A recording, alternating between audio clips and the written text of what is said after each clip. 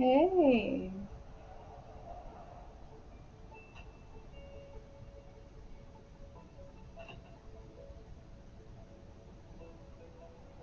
Yeah, it has. I took some time off the past couple weeks to recharge, but I'm back now, feeling a lot better.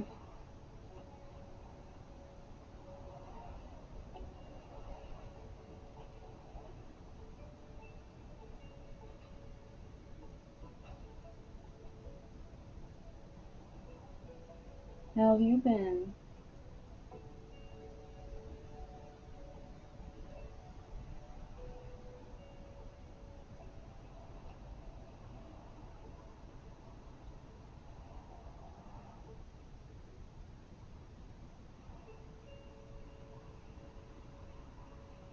Yeah, self care is very important.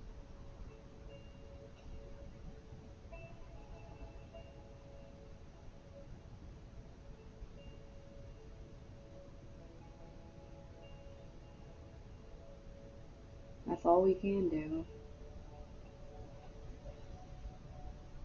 Can you see and hear everything good? Because I know there's been something going on with that lately. So I'm trying to see if it's looking better and not like choppy and stuff. Yeah, looks like my hand can go in there.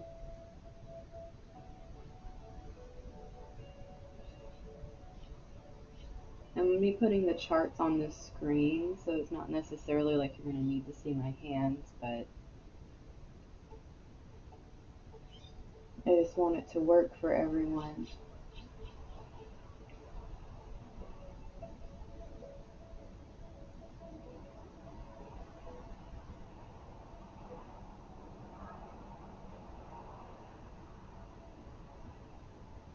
Oh, okay. Yeah, I'm gonna be putting charts up and talking about all the planetary stuff today.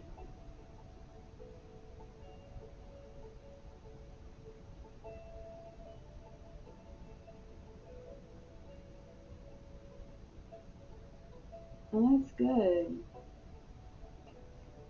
Can't really do that right now with how the weather is out here. We're finally getting rain, which is a good thing.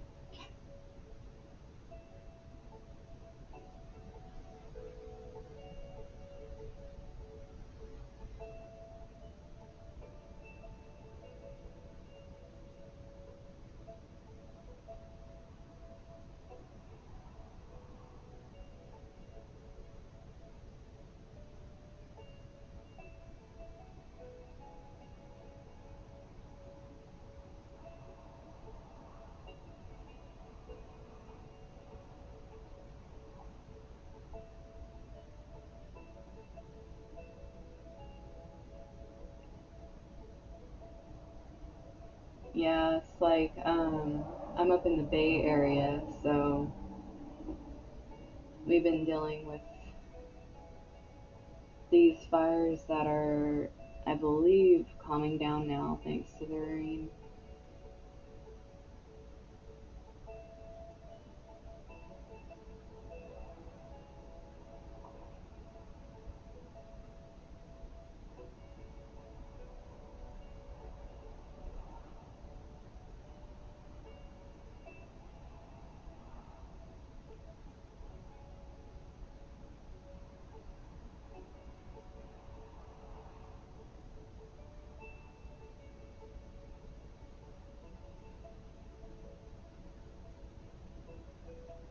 Yeah, it got pretty close to where I live, but I think it got contained before it actually made it over here. I think it was like 45 minutes away before they started getting it kind of under control. But it was like a lot of damage.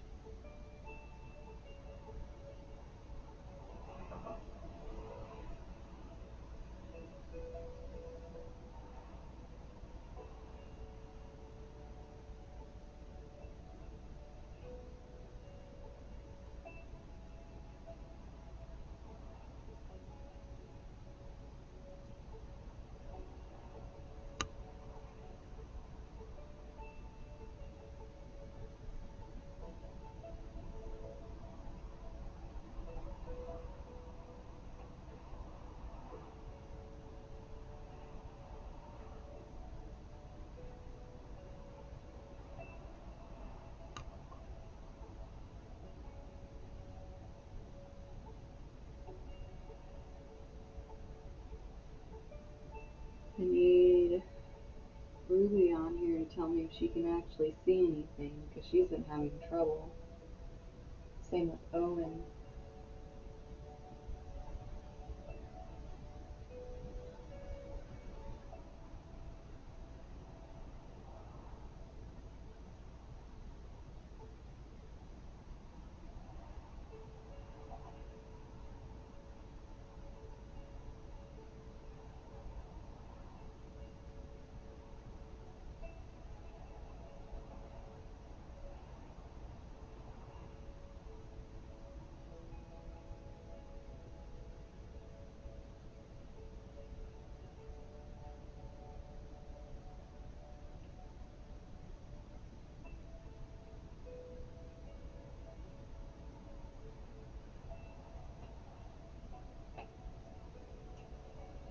Because I need to know if this is working since I changed some stuff.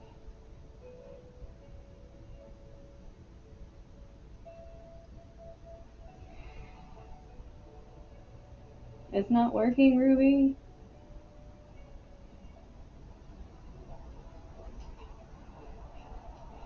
What the heck?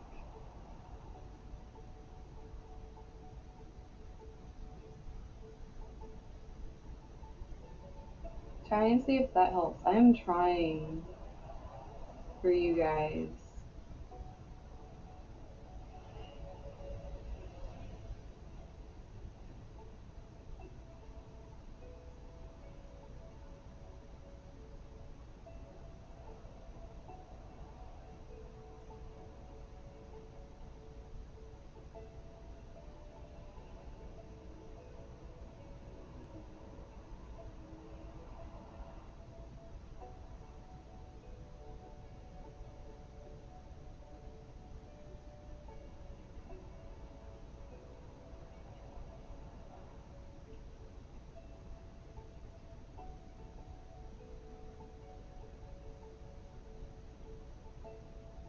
I don't know why it's doing this to some of you. It's like really confusing.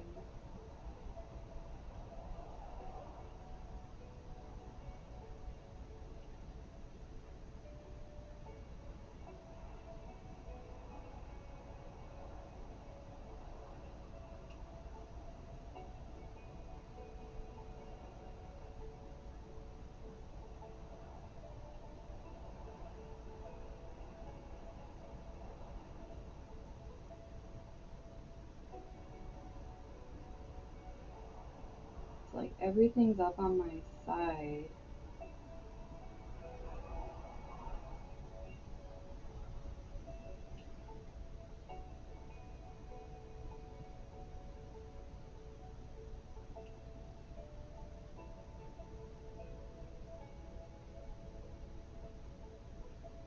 It really makes no sense to me whatsoever. But hopefully it works soon. But I'm gonna go ahead and, oh, got the wrong thing up there. As you guys can see. There we go. Got the Astro chart up here.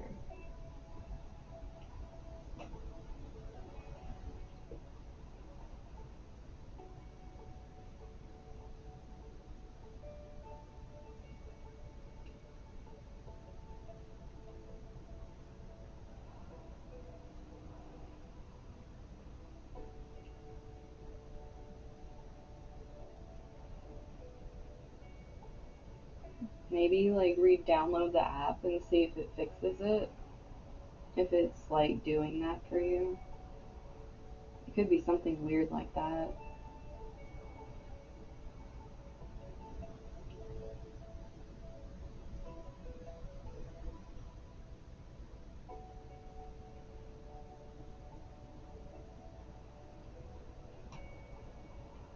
But what I have up here for today is just today's transits to see what's literally the energy in the air today. And then, okay, Ruby. And then if there's any specific days you want to look at, like any kind of transits, like moons and different things, we can do those too. Or if you just want to check out your own charts and see what's going on, we can do that. So I'm very flexible with the Astro Chat today.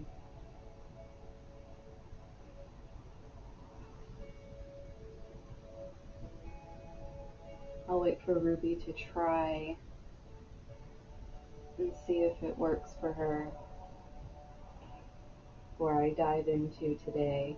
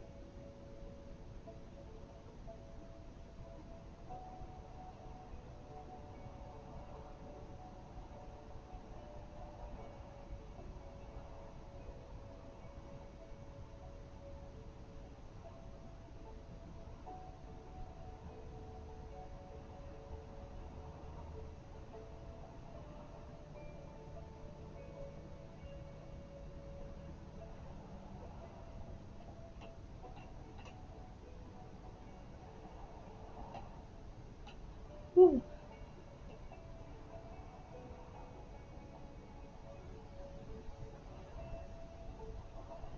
It definitely feels like a lazy day with this weather.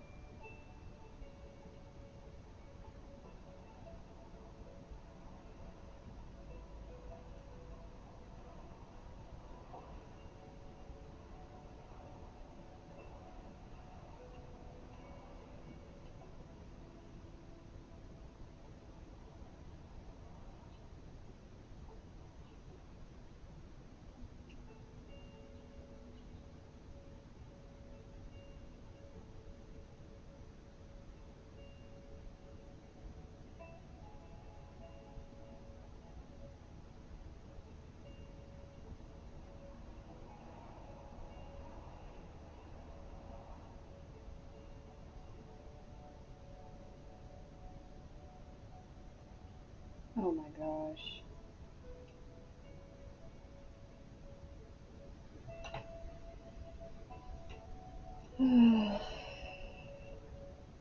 Yeah, this is definitely not the year to be digging up a bunch of people's graves.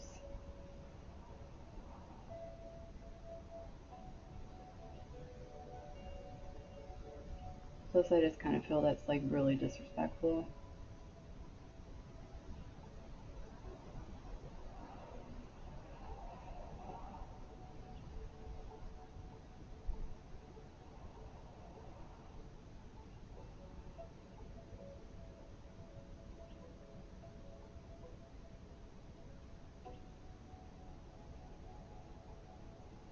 By the way, are you able to see everything, Sam? Because I know you were having trouble on Monday, I think. Because Ruby's resetting hers to see if it'll work.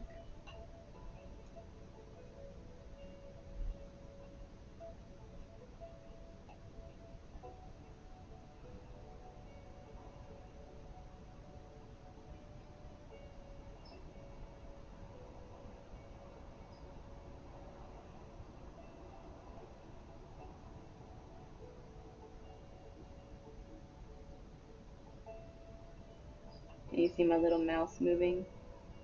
Because that's the main thing. I'm be pointing at stuff and talking about it today.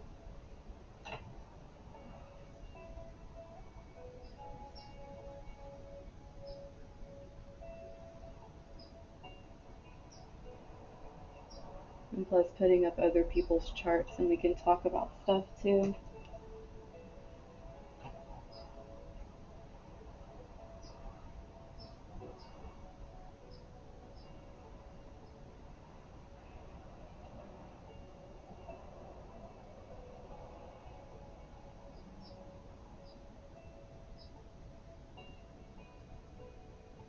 And this is literally just today's transits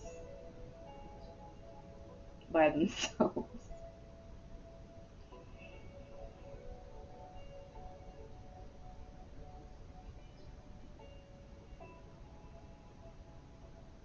Dude, I just drank water, chill. But plus if there's any special dates that anyone wants to look at, like any like eclipses or transits, got something stuck on my hand, then I can make charts for that and we can look at that too.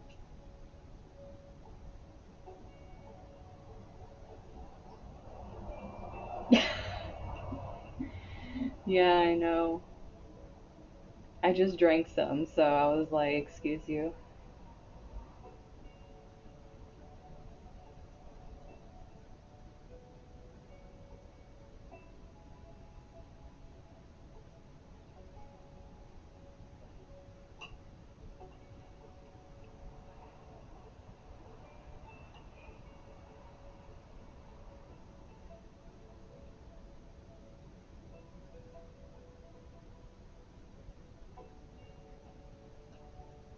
I have a little bit more.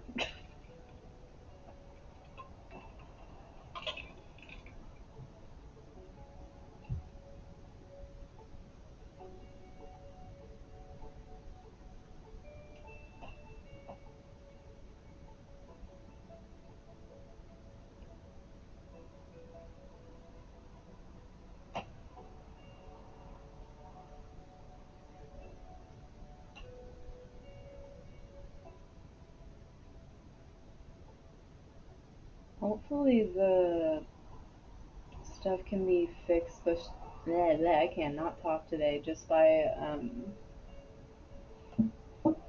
re-downloading the app. Because if so, I know Owen will be like ecstatic.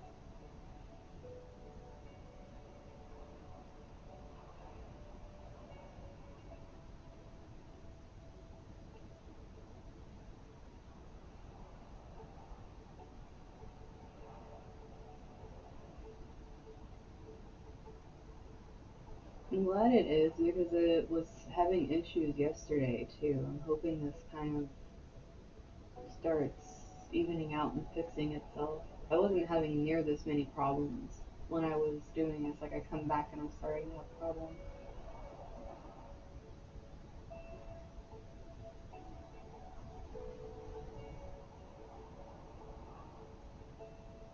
It's just weird because everything on my end is like just going super smooth.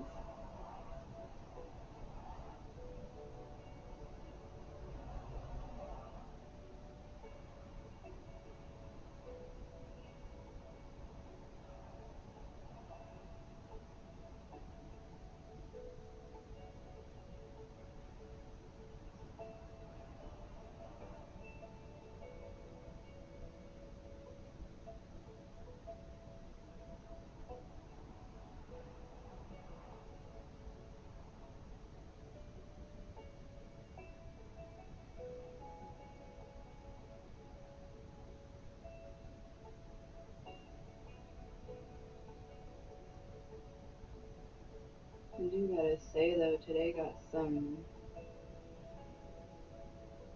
pretty heavy energies.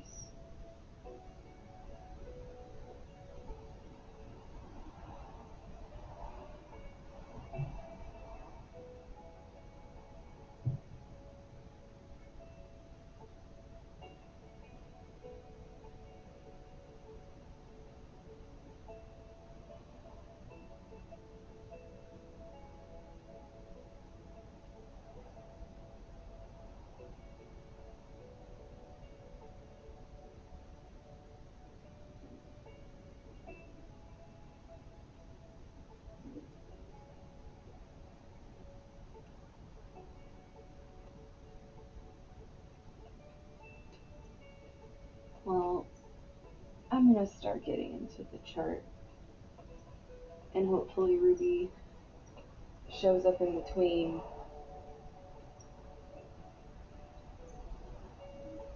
But of course, this lovely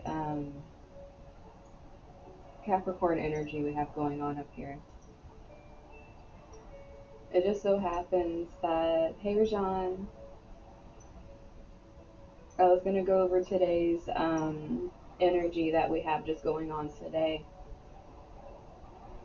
And then I can look at people's charts, and if anyone has a specific thing they want to look at, I can do that too.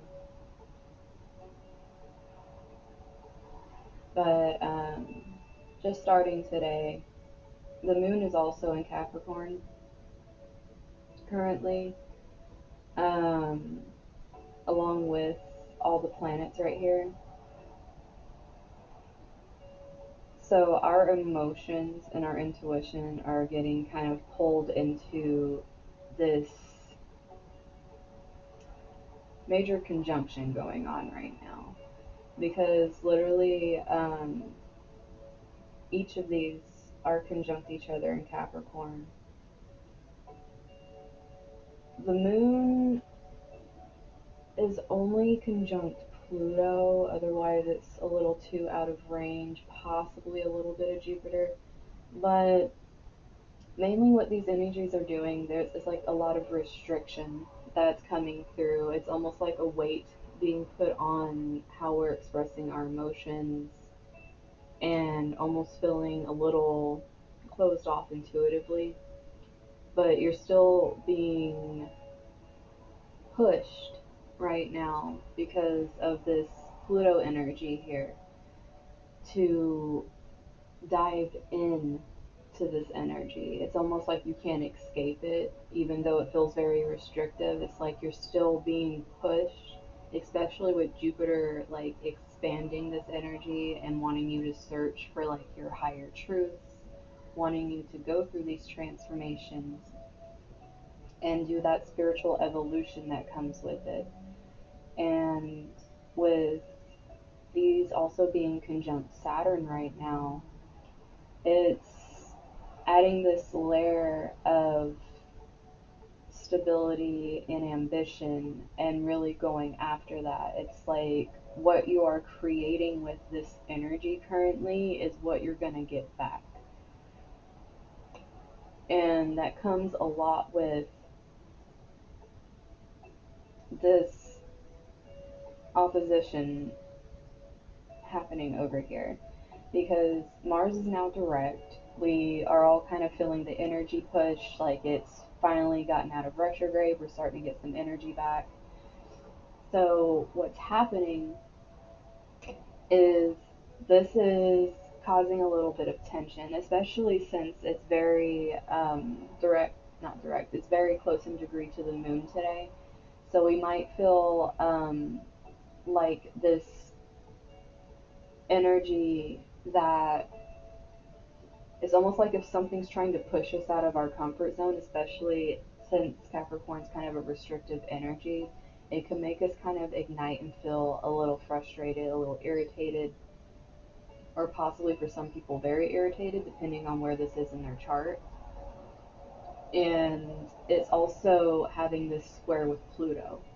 Now, these energies together squaring with this Mars energy, it's like being pushed into your emotions, being pushed into your depths, having this energy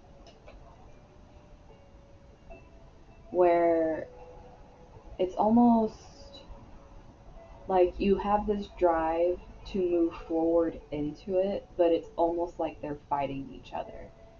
And it's like which one's going to be stronger, like the push to kind of go through it, or like the push back, like I don't want to do this. And it's like this is a very internal type energy, even though this is in Capricorn and it's more of the earthly plane.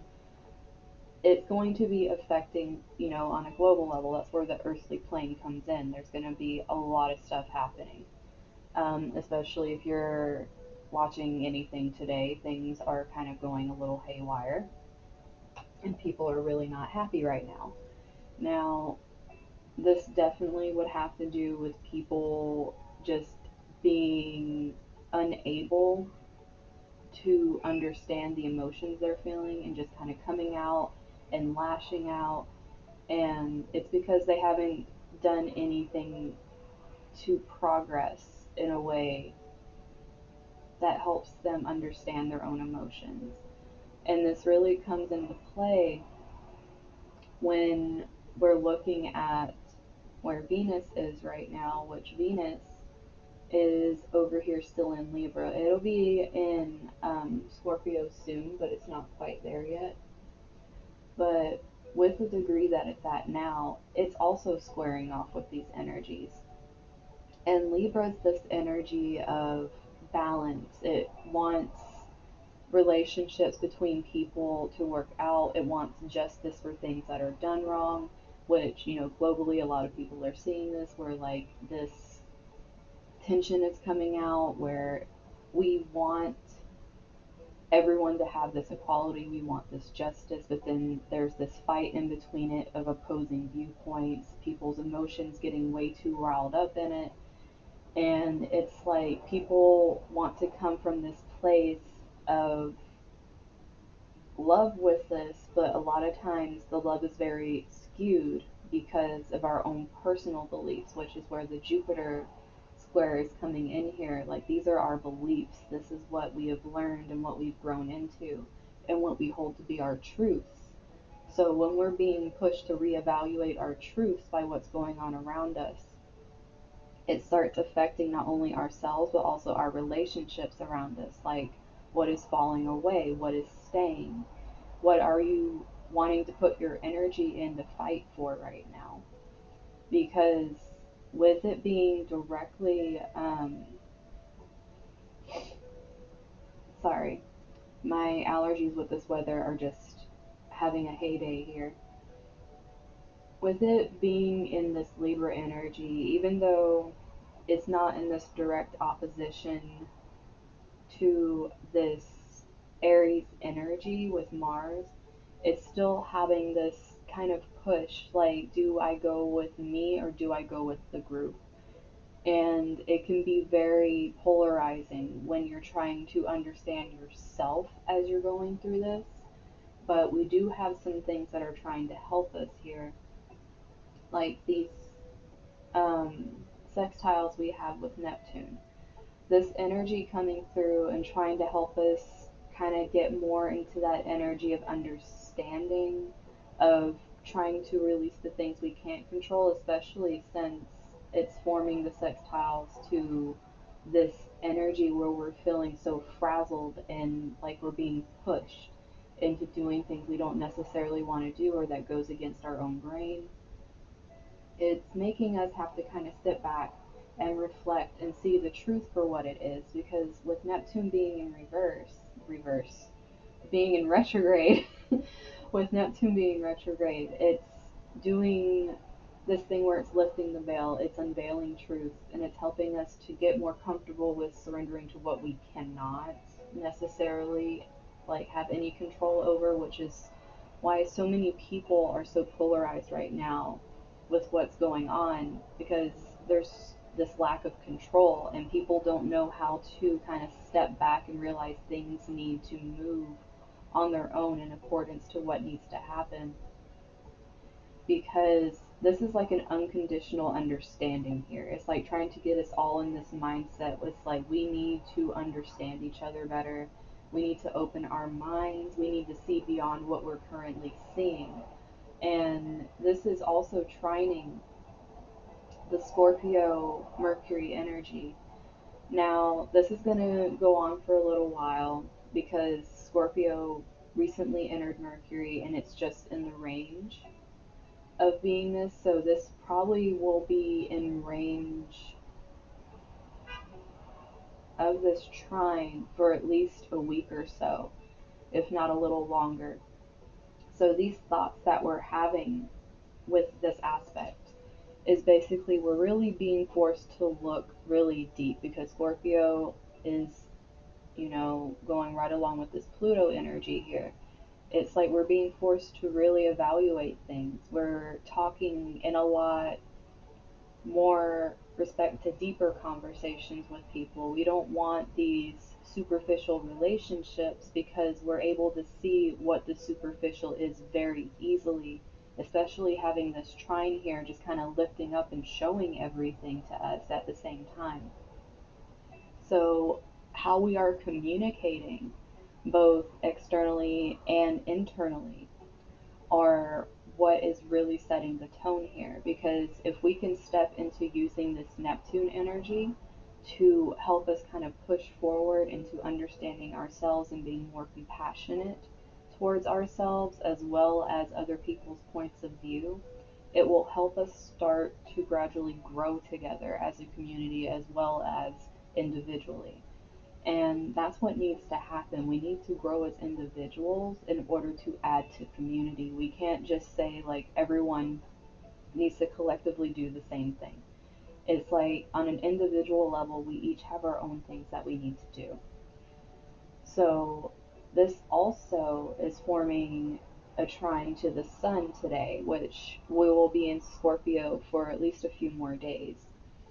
Now, this energy is like our heart energy, like our deepest desires, especially being in Scorpio.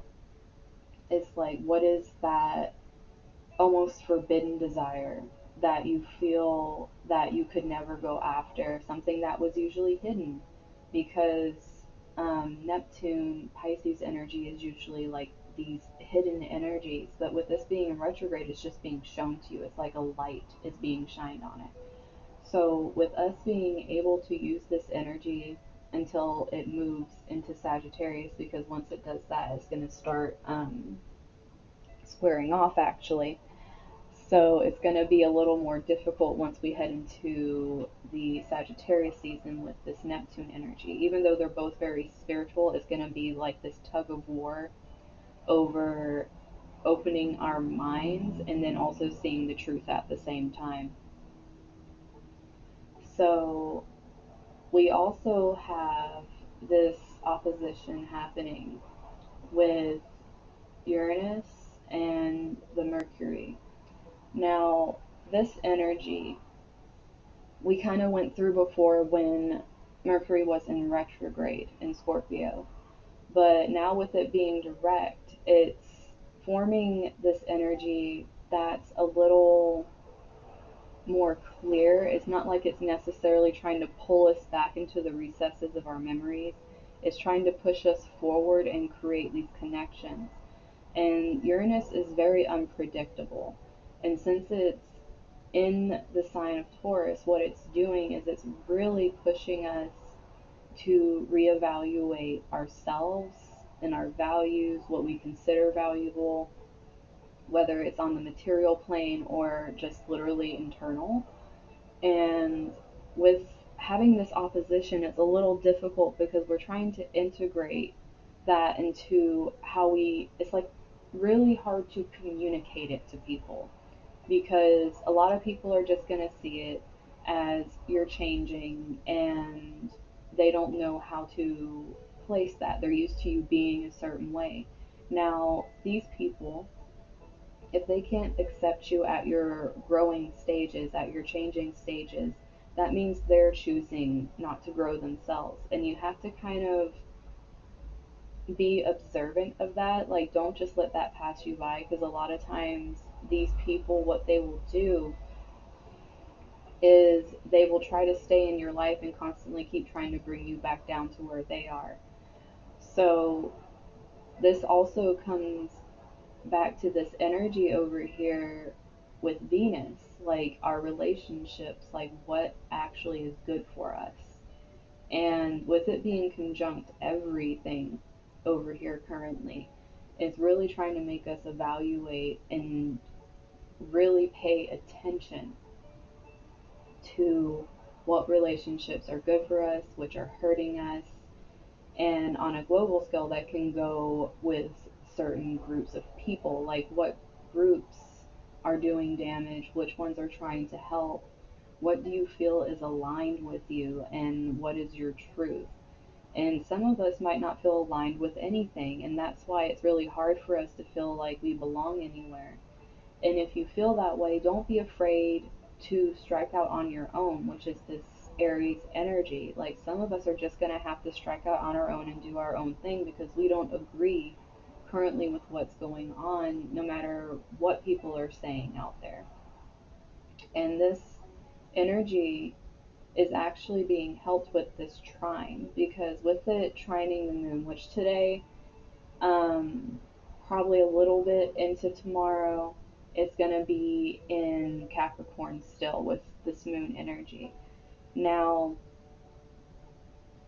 having this with us trying to see our value, it's helping us dive a little deeper and not be as scared at the uprooting that's happening. It's like we know it's happening for our own good, it's building these foundations, and it's helping us to see that what we feel is important. It's not something that needs to be pushed away. And as things keep moving forward and going with the moon going into the different signs, we're going to be feeling a little different with each sign with how these aspects are going when it comes to our intuition and our feelings, especially depending on what your moon is in your chart. Now, once we get the moon down here to Gemini, that's when we're having the solar eclipse. Is it the solar or the lunar? I believe it's, if it's a full moon,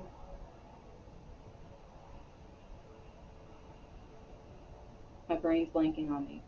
But once it gets Gemini, we're having the eclipse. Because then the sun's going to be in Sagittarius. And a lot of this is going to change because this Venus is going to be moving up into Scorpio. We're going to have a lot heavier energies. There's just going to be a lot happening. And come December, pretty much most things are going to be going direct as well. So we're just going to be having a lot of energy just shoving us forward through a lot of eclipses that have been kind of hindering us and pulling us back. Um, but the major thing to remember here is what you're doing on the micro level affects the macro. Because anything that you're putting into yourself right now to learn, to understand yourself, and align yourself either with groups of people that feel the same way and try to work through those things, or realizing that you need to strike on your own and create your own group who understand you and go, everyone's not going to think exactly the same, but have your core values. It's like really trying to find your community that actually fits you, as opposed to you fitting into something that doesn't align with you. Because if you go against that, this is going to be very hard for you, because you're going to be feeling so restricted under just other people's thumb, basically, because of what they're doing and having to follow it.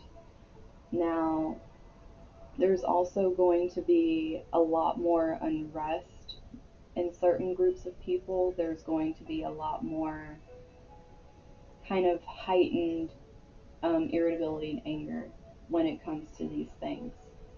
Um, this mentality is a lot like a mob mentality, where people can kind of band together, they can create a lot of unrest just because of what is actually being portrayed. Because we have to remember that Scorpio is also the sign of secrets, and with it being opposed to Uranus, a lot of unexpected things can happen. In the world, this could actually be like things are being put out that aren't necessarily the truth, and people are getting very polarized by it because it goes against their core beliefs, and these unexpected happenings are forcing them to make decisions. And if you aren't very confident in how you feel, you could end up hindering your own growth by just going with the masses. And it's really important to gain knowledge in these respects. Like, don't just go with things, try to understand things. Really dive deep instead of just allowing people to sway you one way or another, especially if these people are very close to your heart. You need to make sure that you're following your truth and not just who you care about and what they're saying, because that can definitely start affecting, and that's how these groups start getting very almost volatile with it, because there's a lot of hurt, there's a lot of pain that needs to be healed, because Chiron is still in Aries and it's still forcing that on us. So whether we like it or not, we're going to have to do this healing, and it is a collective healing that needs to happen, and a lot of people are just flat out not caring about this, and that's what's causing a lot of this unrest. So that would be today's energy, currently what's going on. Um,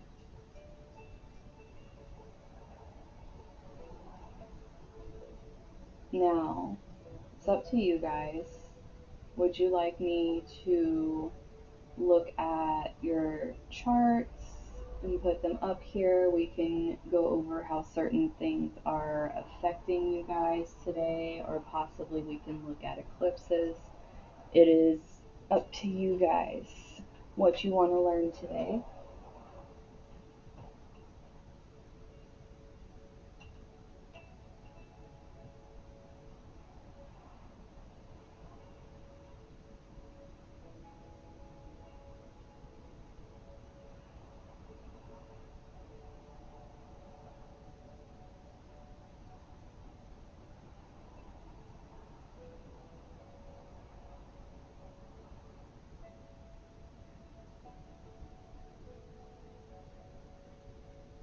Since you lost yours.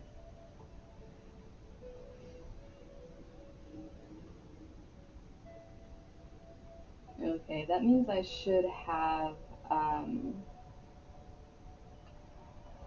yours in my database already, so let me go ahead and pull you up.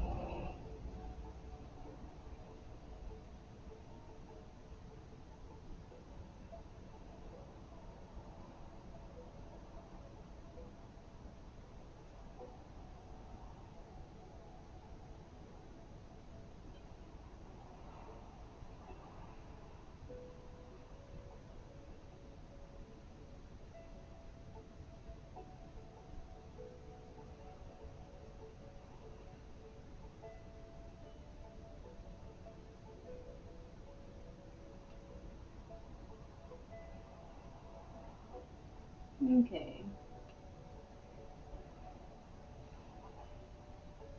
Well, Rajan, check you out.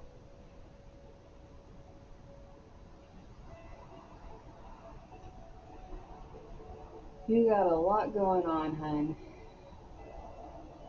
So, for one, with your 12th house energy here, you got Mars moving right on along, actually, conjunct your Mercury here. And I know you have this feeling that you really need to be doing things. That's this Aries energy right here, this Mars coming in, and it's really going into your thoughts because it's in your Mercury right now. And with it being in the 12th house, it's like it's almost kind of pervasive because it's like the subconscious. And with this energy also having this in conjunct coming down here at the exact degree with your Virgo Jupiter, which you have intercepted. We went over your interceptions, but with that happening right now, this is like that detail oriented energy that you have with kind of nitpicking what you're thinking about because a lot of times, I mean, it's kind of dreamy. It's not going to make sense, even though it's in Aries and it's kind of impulsive.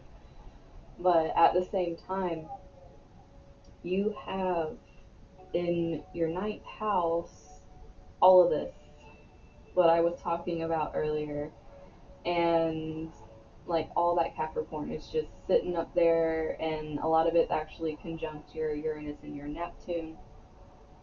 So this can easily be why you were forced to sit down because if you're having all of this sitting in your ninth house, they're like, you need to get like your truth, your spirituality, what you need to learn about yourself. You need to get all this in check. And it's pretty much like forcing this sit down with you where you literally have like, I think you're barely missing any planets considering you already have Neptune and Uranus in there natally. But you have like all these energies of like obviously unpredictable events happening to you in your external world. You have the unpredictable energy that's coming with these subconscious thoughts that, obviously are getting pushed around by this Mars energy coming in here and really making you feel like you need to be doing something when in reality you need to be chilling.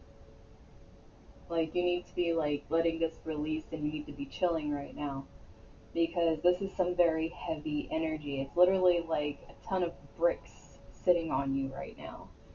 And what it's trying to make you do is it's trying to make you sit still and it's trying to make you learn. Because having the moon in there at the same time today is going to be making you feel like this restriction with your emotions. Like I said, with that Mars energy, it might feel kind of very irritable. And you need to be a little, like, not a little, you need to be a lot more gentle with yourself. Because with all of this up here, you need to be more nurturing instead of feeling like, all these ambitions you have, you need to be ambitious about your health and ambitious about taking care of yourself. Because having all this energy just pretty much sitting on you is trying to make you understand a lot about yourself and it's very overwhelming. Well, yeah, that's exactly what this is saying here is like this this is a square happening between what is going on with your natal planets and the transits right now. And with this happening, it's going to be like this tug of war going on between you. Like you really feel like you need to be doing something. That's what you're thinking because that's your Mercury. You're constantly thinking. You might even be saying it out loud. Like you feel like you aren't doing enough because of all these things that are coming to you. When in reality, what it's trying to make you do is sit with yourself. You really need, like, all of this energy that's just piling on you, you literally need to sit with yourself a little bit and start, like, reprioritizing. You need to use this energy to sit down and have this, um, yeah, like, all of that happening, especially with these unpredictable planets happening here, and you having the Uranus energy with Taurus actually trining these things, like everything is being uprooted and very unpredictable right now because they're trying to change things. And it's happening in your 12th house. Like even because you have such a wide margin with your 12th house encompassing so much Aries and Taurus energy that it's almost like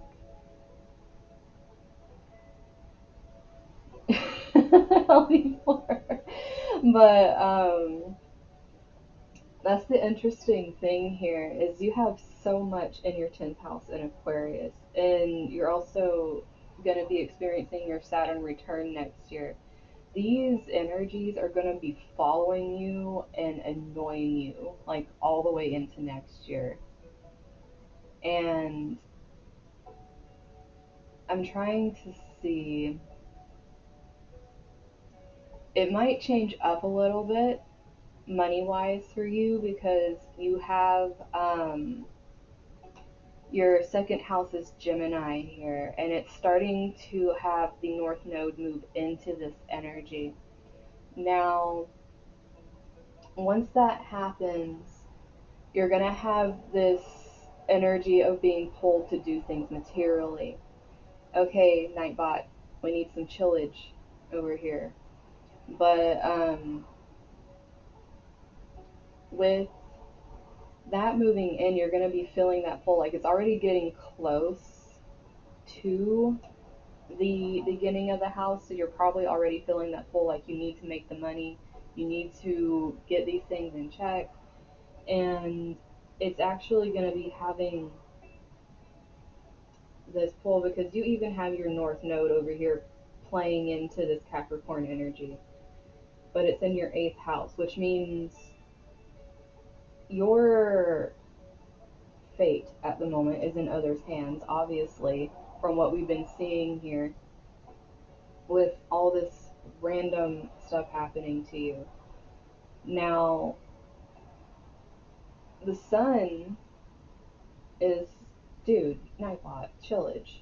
But this sun is actually conjunct your descendant right now in Scorpio. Now, with this energy, it's almost like it's bringing a lot of light to things that you don't necessarily want to deal with right now, and it's being shown to you in this way where a lot of it's going to be kind of heavy on your heart, especially if you're going through having to see certain people as they are, because this is the 7th house energy, this is your relationships. A lot of things that were hidden also in certain relationships are starting to come out as well with this. Now, once this starts moving into Sagittarius, you're going to be having a lot more pull to start moving forward. Now, that Mars energy is going to be sitting in your 12th house for a good while because it got to go through both Aries and Taurus. So you're going to be feeling the Aries push, but the Taurus Mars energy is more being geared towards doing that drive with the material, and it makes you a lot more stubborn with what you want. And that's going to start being the energy in your second house. Now, You're going to want to watch out for certain things because having Uranus in there is just going to keep creating a lot of things that are like, and there's an ambulance going by, but there's going to be creating a lot of things that are still very unexpected. Now, one thing that I am seeing here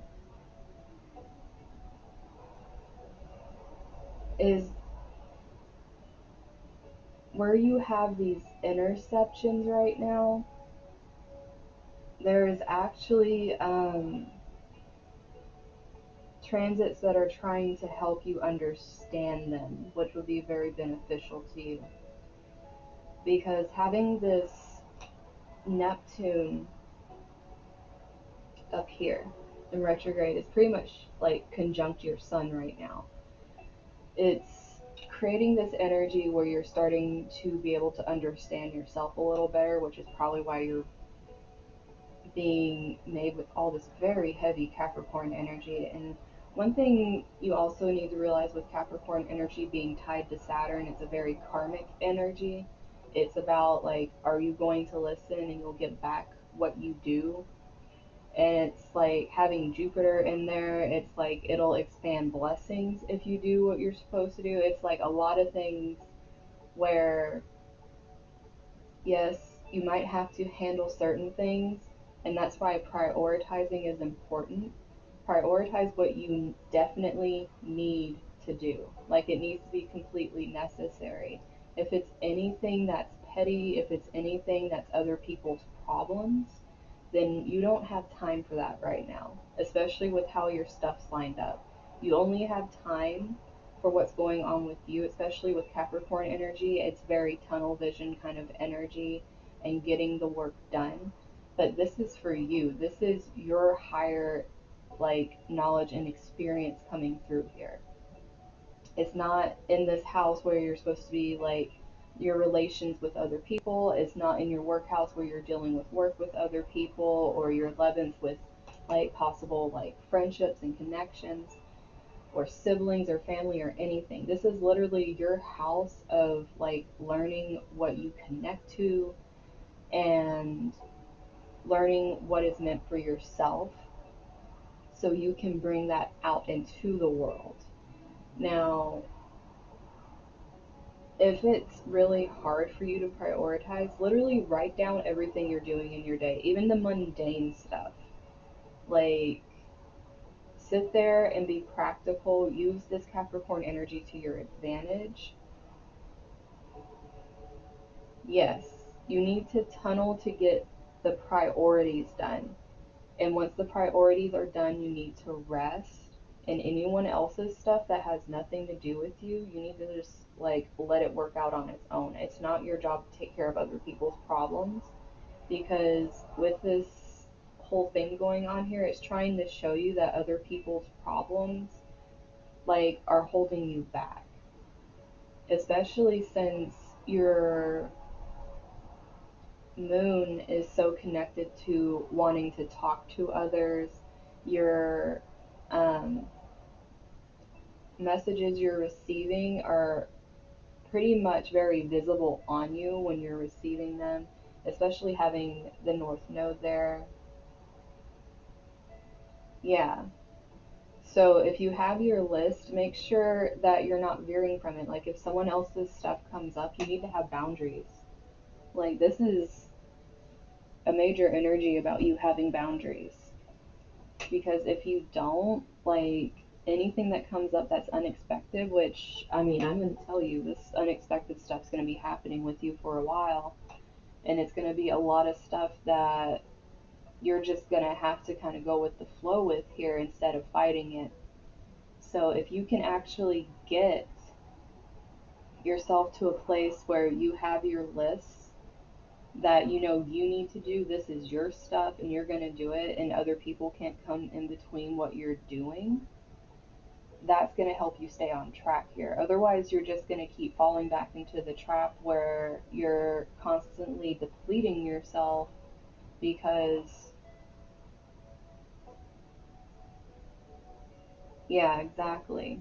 Because right now you have in your sixth house both the transiting Scorpio Mercury and also the transiting Venus and Libra, which means deep connections that you have with people, like communication wise, where you're like having to talk to them and talk to them, especially if it's like deep stuff like with their problems, is zapping your energy, like literally. And it has a lot to do with how your connections are, like what is balance in your relationships. Like you're really having to go through understanding this right now, or you're just going to keep neglecting yourself. Because with this sixth house energy, this is what you're doing every day. And if you're constantly giving out your energy like this to people every single day, you're not going to be doing what's needed of you with all this energy sitting up here in your ninth house. It's pretty much like you're going to ignore what you're supposed to be doing because you're dealing with what these people have going on over here. And when it's in your sixth house, it's like that house of service. But the way I feel it can also be that house of neglect where it's like you're completely focused on other people's problems and you neglect yourself. And with it being at these oppositions here, it's almost like, focus you. Quit. It's like you're at odds with being able to focus you and focus relationships right now. So if someone is completely dependent on you, like, a child, or like, you know, someone that really actually needs your care, that's completely different than people that can do for themselves. People that can do for themselves need to use right now to grow up. And if they can't, then you need to make your boundaries because otherwise, this energy right here is just going to keep pulling at this. And you're going to be very driven to try to fix their problems.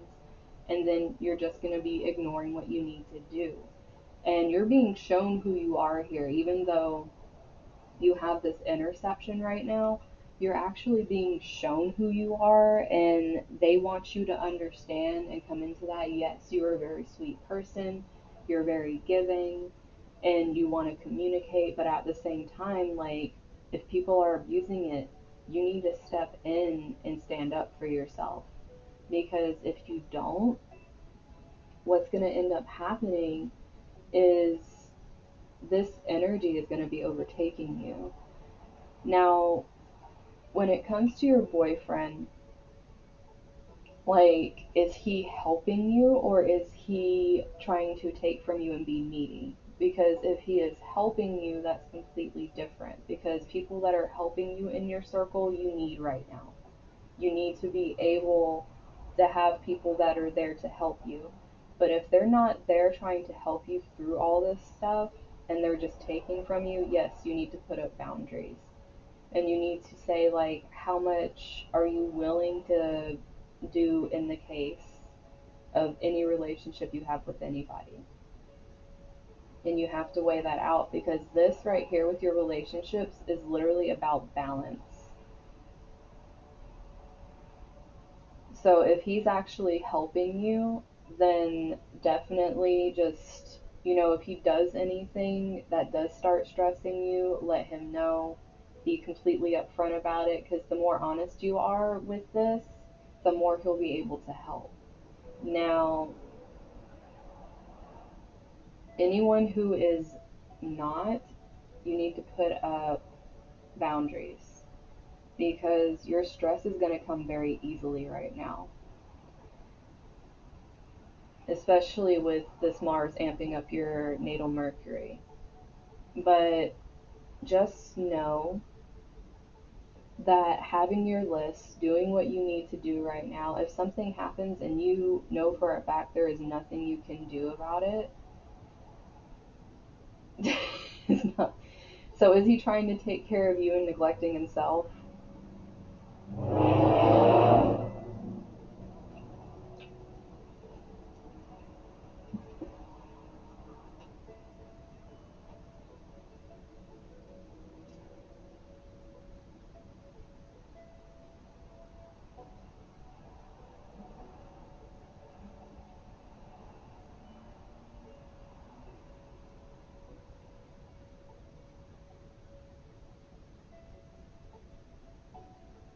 He's just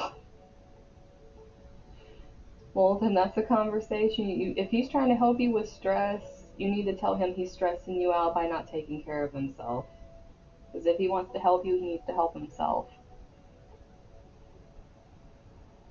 Like, is he bedridden with it?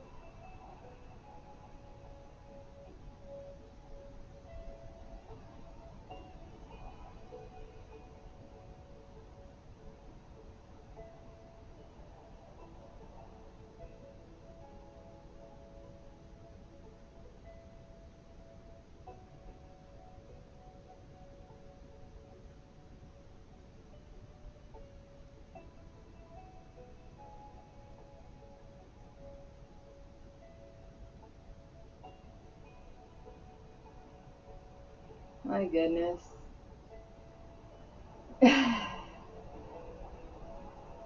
Okay, so literally, you both need to talk about taking care of yourselves, but at the same time, doing what you need to do. Like, be there for each other, but also be there for yourselves. Like, really have this conversation with him and let him know that him not taking care of himself also stresses you out. Because you need to, like, be very open communication wise with this. Because if you guys have each other's backs, but you're not taking care of yourselves, it's like pretty much defeating the purpose here. So, hey, babe. Um, you,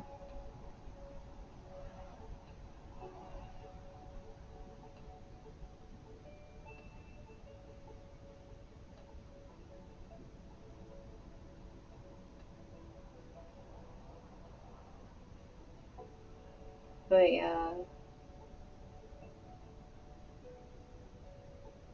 yeah, tell him it's gonna stress you out a lot more if he gets put in the hospital. Like, you just need to be upfront with him. Let him know that you do need him and that you're gonna take care of yourself better if he takes care of yourself. Like, just kind of strike this thing out with him because you really need to, like, if you have anyone helping you with all this right now and they understand it, it's gonna hit you even harder if, like, you don't have them, and he needs to understand that.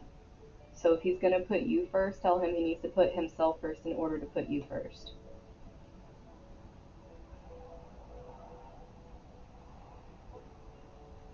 But definitely, boundaries for people that are taking from you and not adding are going to be a major thing right now.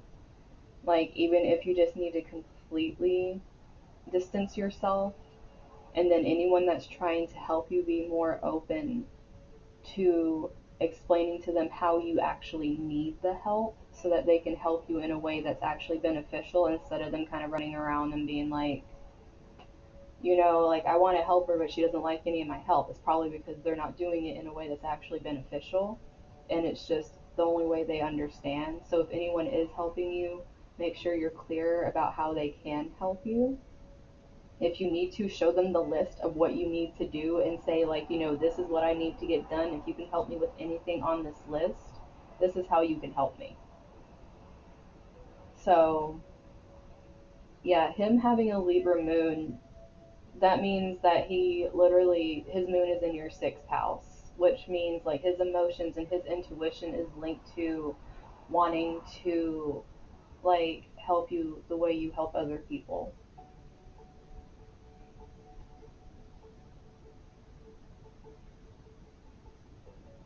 It's like he's trying to balance it out, but you need to let him know also if he's giving his energy to people that don't need it, that he needs to make boundaries too, because he's going to be bringing that into where you are.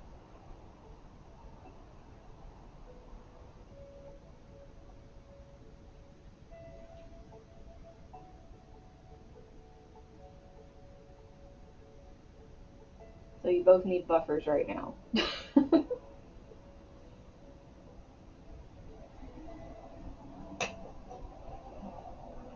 But yeah, babe, we did the transits for today already separately by themselves, and I'm doing Rajan here with her transits because I did a astrology reading for her,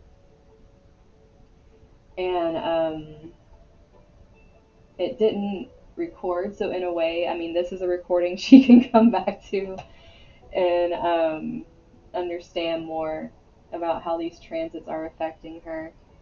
But just know you're really going to need to get this under control before 2021, because you're going to be getting hit hard, because literally all of these that are sitting in these signs right now, excluding the moon, like every 2 days it changes a sign. But with the main planets here, they're going to all be going into Aquarius, so they're all going to be sitting on your all this, and you're just going to be feeling like this big chunk sitting on you, and you're going to also be having your Saturn return. So you really, what they're trying to do is get you to get your stuff straight, get your stability going, know what you need to get forward, because this is all going to be in your career house. Your Saturn return and all this stuff is literally going to be sitting in your career house, which means it's like it's going to be breaking down what doesn't work with your career and shoving you into what works. And it's going to be very forceful. So if you don't get this straight now, if you don't understand what actual priorities are now, which is what they're trying to teach you, then this is gonna like be a lot harder than what it needs to be, because Saturn returns are already hard on their own. But they're trying to give you the sense of boundaries, what you need to be ambitious about and what you need to move towards, how to deal with unexpected events like these things that keep happening to you. It's like they're trying to throw everything at you right now. So once you hit this, it doesn't affect the career aspect in a way that's detrimental, because you already know how to work through everything and you know how to go after what is for you. So definitely use everything right now to your advantage, and don't just sit back and keep doing the same old stuff, and really have the relationships in your life that are going to actually help you right now, not the ones that are going to hinder you and hold you back. Because if you carry those into next year, it's going to be like a swarm that's not going to leave you alone, and it's going to get worse. So you really need to put that up right now and see who actually is honestly in your corner, especially having these energies here in your sixth house. Like, these can also come up as people that have been hiding things from you, especially with the sun coming into your seventh house and kind of shedding some light on that. Like, you need to listen to your intuition right now. And if something is telling you something about a person, pay attention to it. And then create boundaries with the person, see how they react. If they respect it, you know, then that's good. But if they don't respect it, it's showing true colors. And that's the kind of people you need to look out for. But this pretty much is going to be the energy for a bit for you. It's just the moon and the sun are going to change a little bit as time goes on. Venus is going to move into Scorpio, which is going to also make your relationships very deep. And the ones that are meant to be there, anything that's not fleshed out will get fleshed out. But as it is, this is kind of the main energy you're going to be working with for the rest of the year. But yeah, it's like a huge pre-test for you.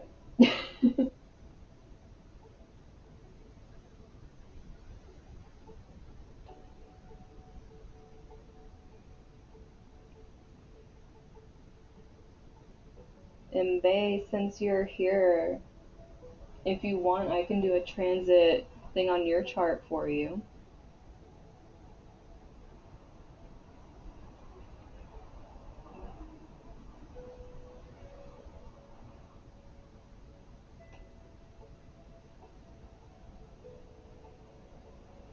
Hey, if you gear up for it now, believe me, you're going to be more than prepared going through all of that freaking Capricorn stuff up there.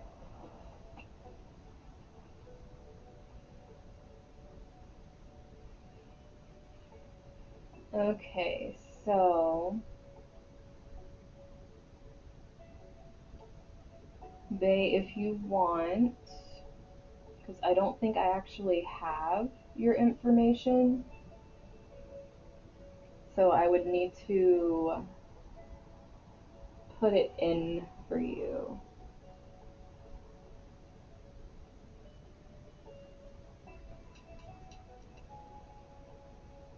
You're just straight up bae.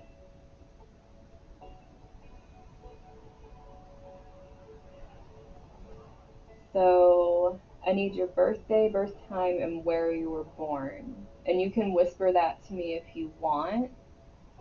You should be able to just whisper it where I can see it.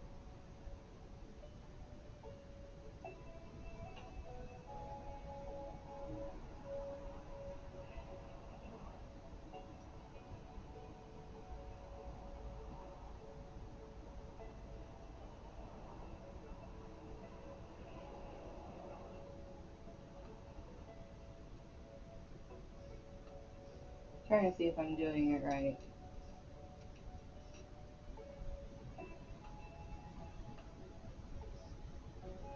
I don't think it worked.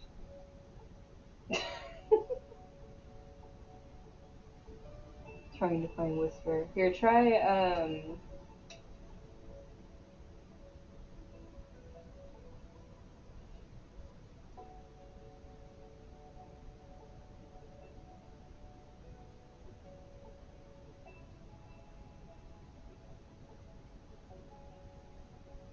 see if you can whisper me by having my name.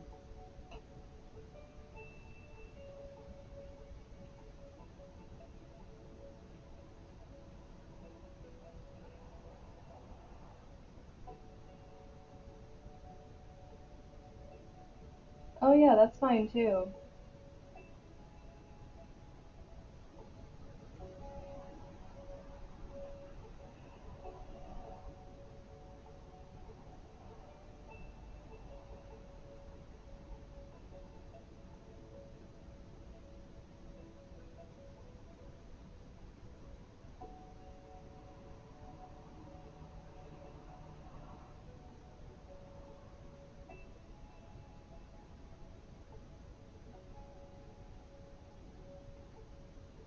And do you have the birth time too?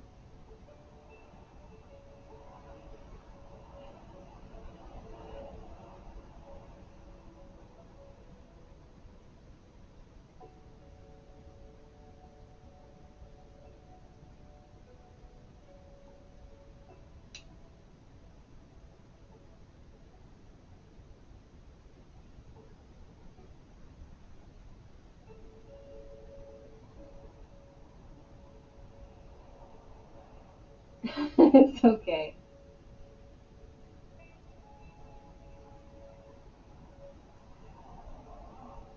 So let's see.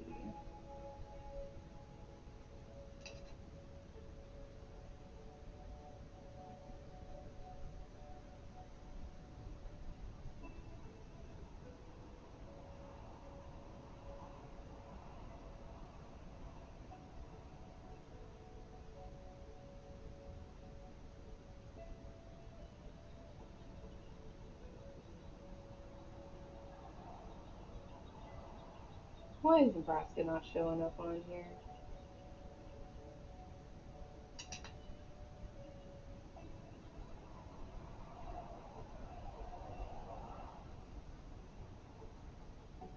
There we go.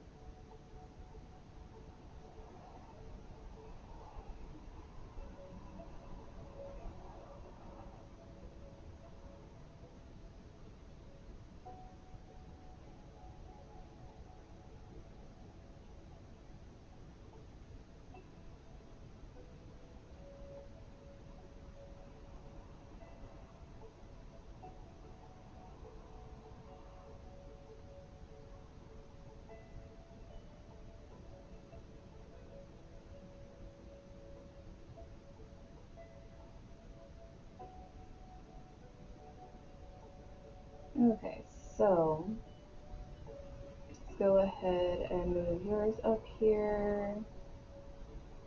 There we go.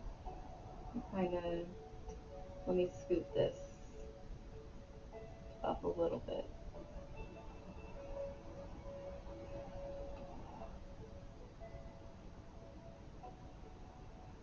It's not wanting to work with me.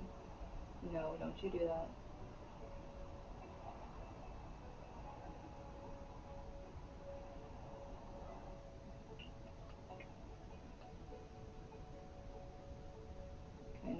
trying to get your stuff off the screen there. Okay.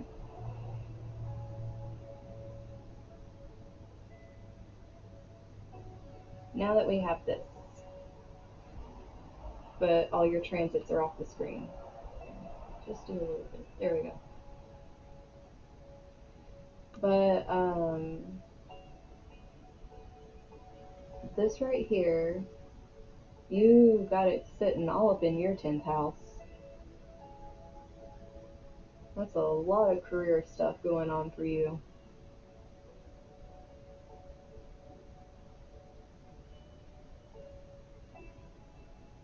And with your Saturn being in Aries over here, you're getting it kicked up with this Mars, and it's in your 12th house.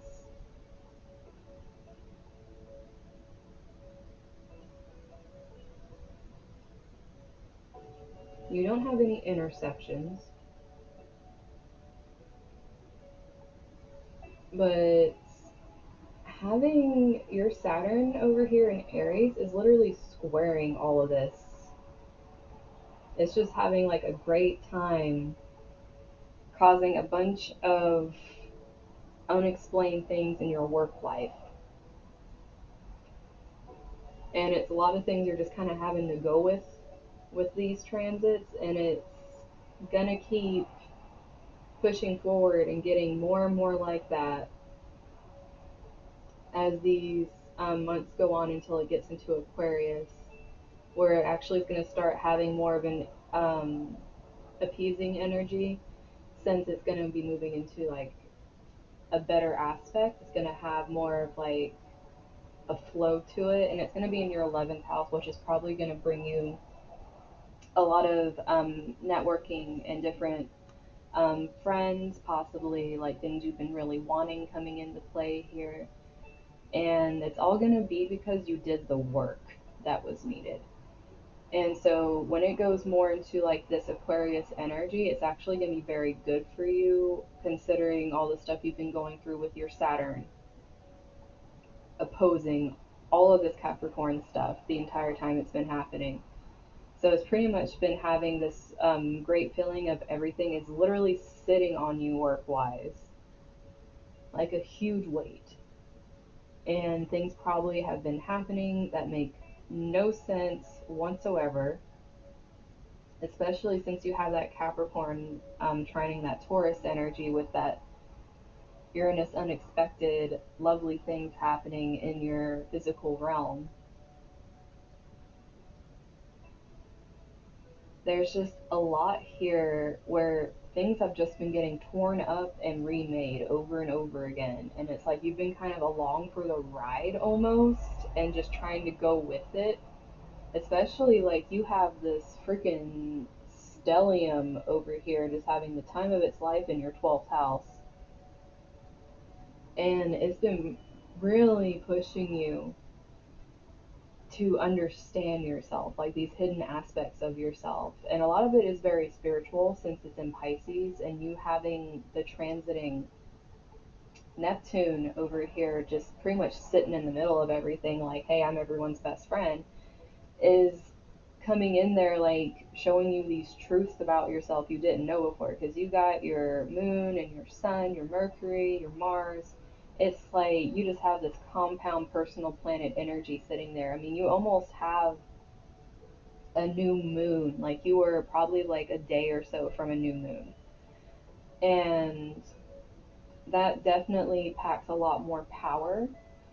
And even though your Jupiter is in the 11th house, it's still conjunct your Sun and your Mercury, which is creating this very expansive spiritual energy. And it's bringing it into your 11th house. Now, having this and working with this energy is pretty much trying to help you be more compassionate with yourself, especially with all this stuff going on, and trying to make you understand sometimes things happen that are out of your control and you should not be beating yourself up about it.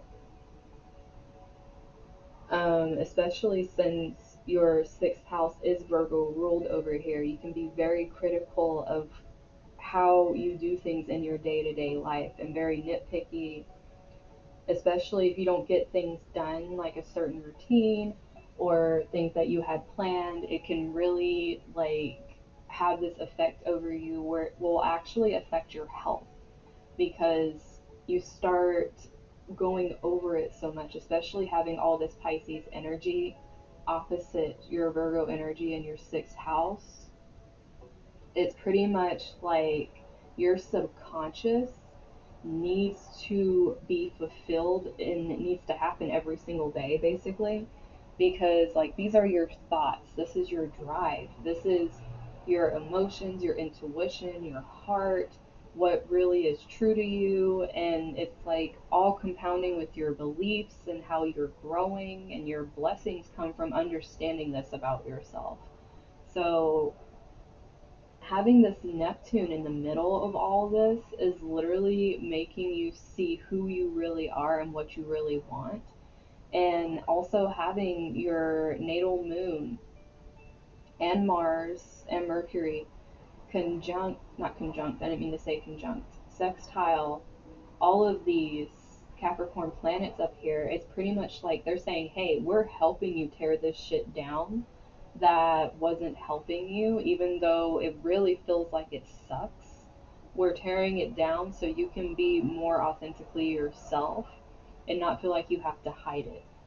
Because your healing with your Chiron is actually in Scorpio and it trines all of this over here.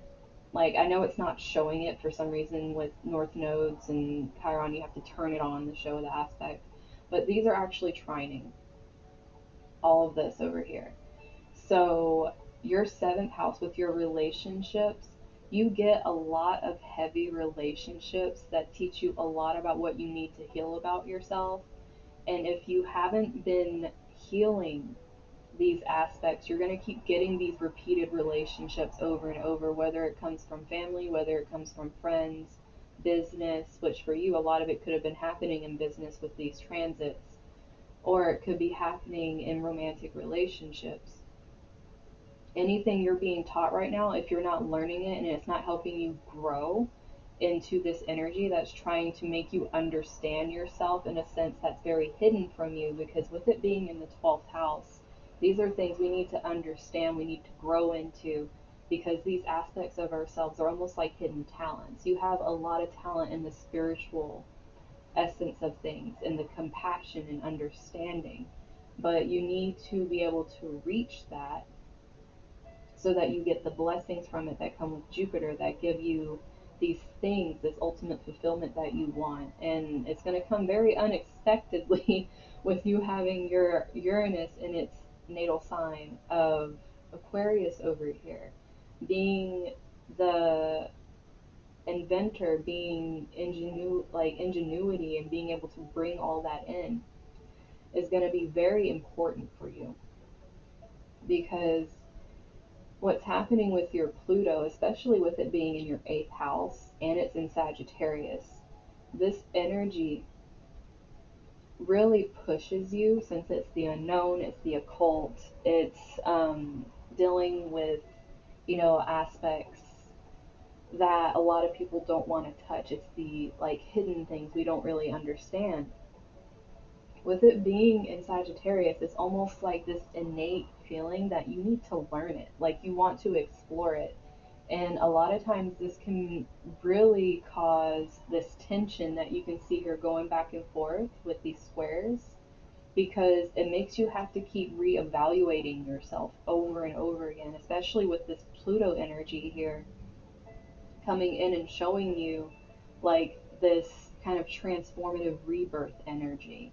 Because with Scorpio being Chiron over here, like your healing is very deep, hidden healing. Like it's even more hidden than Chiron's original problem that he has over here, because he can't see his own wounds because he's the wounded healer. So you're having it compounded basically. And it's not like you get relationships that are easy. Like these are very deep tied relationships. And a lot of times it's very painful what you have to learn from them. And each time you learn something from them, it brings you closer to understanding yourself. Like, this is also the house of karma. So, you having a bunch of this karma coming through and basically making you have to sit and do these things is how you grow. Now, with your Saturn and your Pluto, which is really interesting here, your Aries Saturn is trining your Sagittarius Pluto. This is creating this energy where it's almost like they want to help you transform. They want to help you go through these phases because they're both in very spiritual houses, the 8th house and the 12th house. It's almost like through these transformations of understanding yourself, of moving forward through these lessons, it's almost like the rebirth happens and it creates good karma. Every time you go through a growth cycle and you learn from it, it creates good karma, it brings blessings. So, if you haven't really started doing this, if you haven't been pushing yourself to really be in your truth and not the projections of other people, which can happen very easily with having this Pisces stellium over here and it being in the 12th house, it's almost like people can project onto you these images and you have to try to fight them because you don't even realize it's really happening to you. And sometimes you can even take on other people's projections of you because you start to believe it. And the main thing here is understanding that your rebirth through the pain and your understanding and your growth is what literally brings you the good. Even though the good, you have to hurt to get there quite a bit because you don't have a lot of balance in the bottom of your chart here. What's happening is these transits that are actually going through here with your Uranus transit in your first house, like, there's been a lot of unexpected stuff happening probably with your appearance. I don't know if you've been doing some fun stuff trying to kind of liven your mood with all this stuff going on to make yourself feel more presentable, but also people are starting to feel that you yourself are changing, possibly since your ascendant is Aries, and having Taurus in this house with Uranus, it could be making you seem more grounded. It could be changing things where people are like, okay, she's not as brash as she used to be. She's like oddly stoic and I don't understand it. Hi, Anna. And it's not something that you need to be taking on. Like I was saying, people could be projecting onto you right now what you should be doing because there's changes happening that they can physically see. Because since it's in your first house, it's very prominent anytime something unexpected happens or something like changes all of a sudden. You're just like you're in it and people can see it, and sometimes other people aren't gonna like it because your Chiron here, and this could be another major thing happening here, is in opposition to this. So you're going to be having a lot of tension with the relationships of how people are seeing you as you're changing. And it's going to make you feel a lot of pain. You're going to feel a lot of hurt, and it's going to bring up a bunch of old wounds that you didn't realize you haven't healed because this is directly on your person. This is like up front for everybody to be seeing right now. And you've been going through this throughout most of this transit. Like as soon as Uranus got close to 10 degrees, you've just been feeling this hardcore. People have been showing up and a lot of things have been coming through, and it's like I'm changing for the better and people are treating me like crap. And it's like this is where you're having to learn boundaries, especially with how all of these are actually transiting your 7th house. You have the Venus Libra energy in your 7th house, you have Mercury Scorpio energy, and you have the Sun's energy in Scorpio in your 7th. It's about to be out of your 7th, but these two energies, the Mercury and the Venus, are going to be in your 7th for a bit. And these are really making you look at your relationships. It's making you have to think and go deeper, understand yourself. It's making you have to dig out hidden truths, especially with your own shadow side, because this is also dealing with the relationship you have with yourself. Because if you don't have a good relationship with yourself right now, that's what's going to make all of this that much harder, especially when dealing with understanding that your Pluto is not only squaring your natal stuff, but it's also squaring this Neptune. So this truth that's coming out, a lot of it's very hard to handle. A lot of it hurts. And it's like you're also having to learn while this is happening how to forgive people that might never apologize to you for what they've done. You're having to learn compassion in a way you didn't know that you could learn it.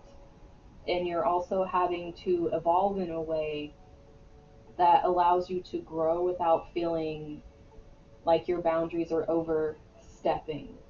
Now, when you forgive for yourself. You're not forgiving for the person.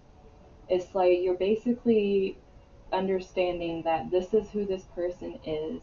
There are parts of this where, possibly you let your boundaries down and they overstep things or you didn't have boundaries. You need to come to terms with where you place in it and create your boundaries, and then also come from a place of like, okay, this is who this person is. I had expectations of who this person is, and that's on me. Those are my expectations. And then be able to back away and have your boundaries up and make sure people respect them, because if they don't, it's going to keep taking away and you're going to keep allowing people to project on you.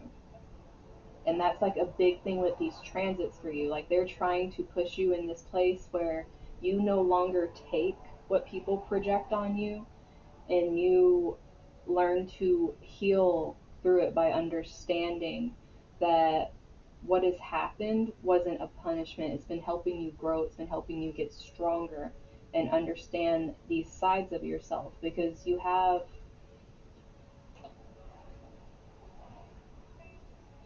yeah, so if that stuff is happening, it's almost like they're overstepping boundaries, and if it's not something you're okay with, then you need to be vocal about it. You can't hide what you're feeling and just keep it to yourself and keep burying it.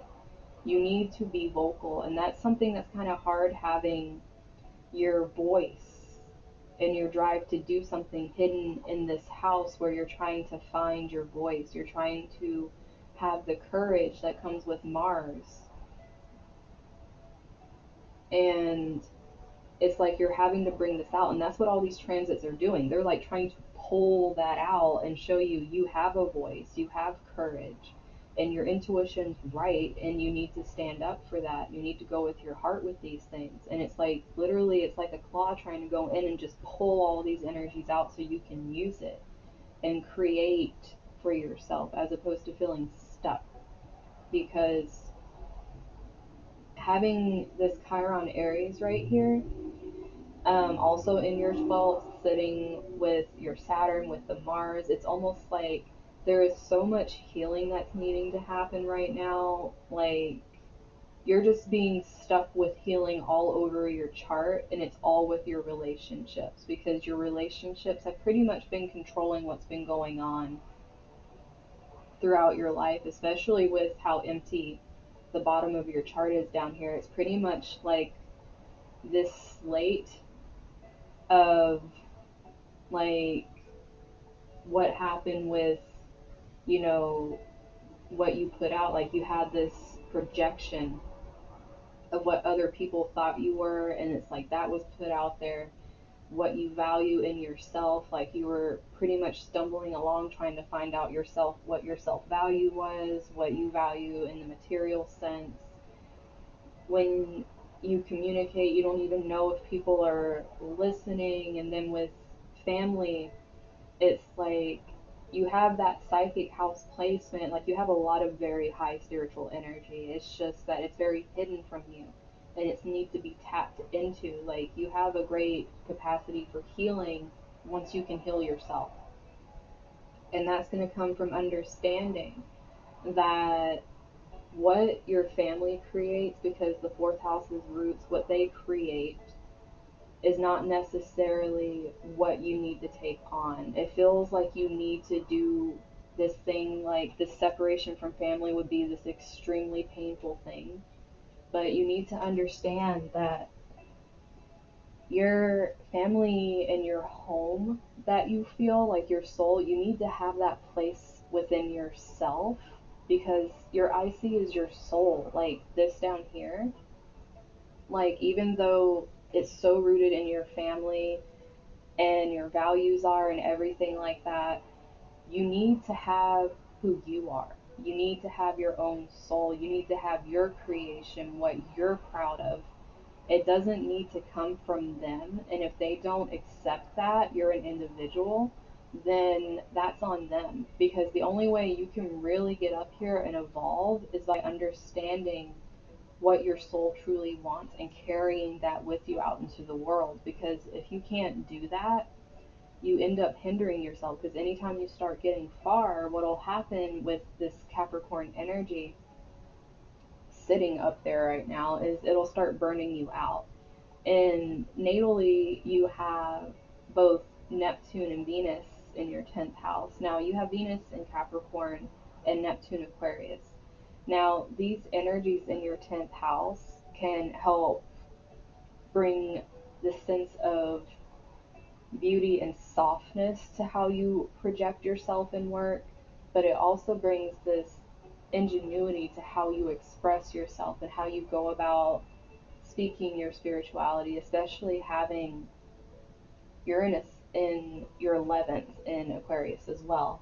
So these energies really help you create from your own individual space. Like this chart and the transits are literally crying out, you need to be an individual.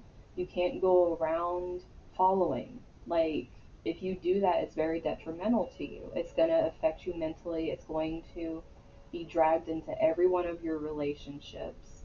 Because if you can't heal these things and you can't find what you're being pushed into right now, which is who you actually are and not some shell of what other people want you to be, then you're going to be stuck repeating this cycle. And you're going to keep having these repeated relationships that keep showing you this pain, because it's a cycle. They're going to keep coming back and trying to show you, like, you haven't learned this yet. So unless you can really step out of this, because I know it's really hard, especially having this energy, you're trying to go towards this, like you're being pulled towards this service like energy and doing things for other people because your North Node's in Virgo. Use the detail oriented service side to give back to yourself instead of neglecting yourself, instead of feeling like your boundaries are worthless or feeling like, you know, other people's opinions of your own life are more important than what you're living. Because the more you step out of that and the more you take the power back that comes with, because this is a lot of power. Ooh, ooh, I'm throwing stuff all over the place. Don't mind me. Just gonna throw it around a little bit. But if you can't take back this power, it's pretty much like this house is just hiding so much potential of yours right here. And once you start using it, people aren't going to like it if they've always pushed you down and they've always made you feel a certain way. Because a lot of times people can feel when people have talent, and you have a lot of very creative talent. It's just there. Like, and it's almost like this talent where if you're still and you allow it to come to you, it would be guided creativity, and it would be very beautiful. But being in this energy where people are projecting on you what you're supposed to be doing, then you're kindness killers. What's going to happen is you're going to end up just being other people's projections instead of being what you could actually be if you use the potential of these transits for you. But that is pretty much what I'm seeing here for you.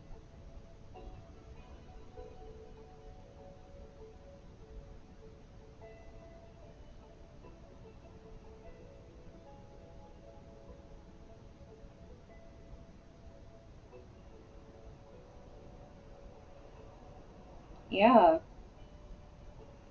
if you've been getting this pushed on you pretty much your whole life, that something that you're not, then definitely you need to like stand up for yourself, especially since this is your legacy up here that's being played with, like what you're putting out into the world. Like you need to like have people respect boundaries, and if they don't, then you need to show them what it's like for them to not have you as a dumping ground. And that's really important because having all those Pisces placements, it makes you want to be very understanding, and at times it can make you be a pushover. So you really need to be able to step out and realize that you're not a people pleaser, you're your own person. And that's really going to help you grow a lot.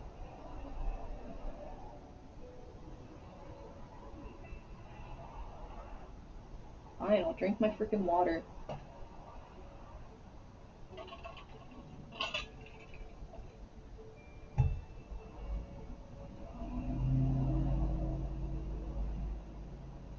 You're welcome, hon.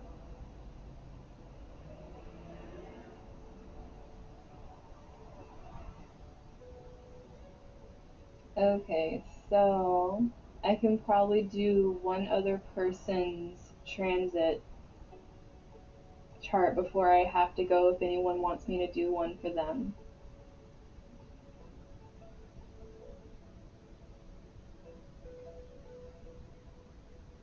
Miss yours by a hair.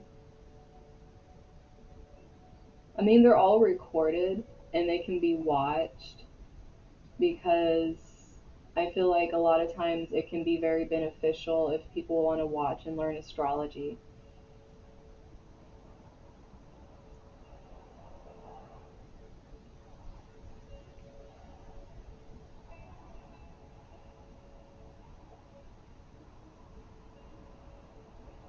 So, do I have your information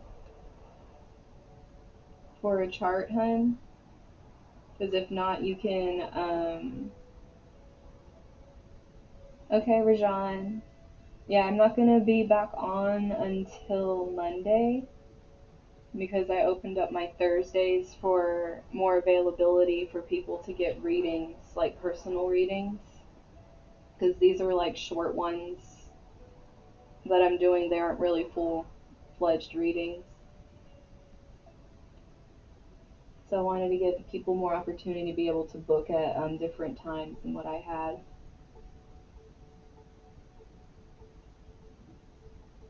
Because if you want a chart reading, Miss Killers, I'm going to need your birth time, place, and date.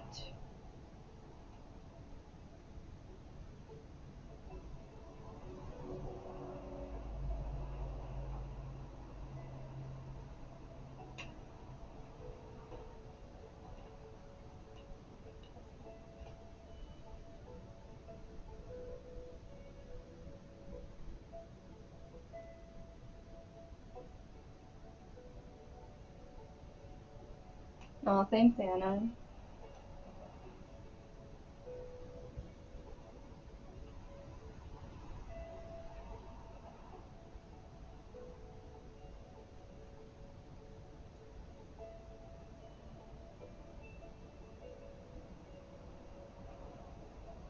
Yeah, I don't know why my camera decided it wanted to go a little further down. Well, I'm glad. It's one of the main reasons I wanted to do this. Like, besides, like, helping people understand, like, what's going on with them, like, I want to be able to help others, like, learn and have something they can look at and learn from. Okay.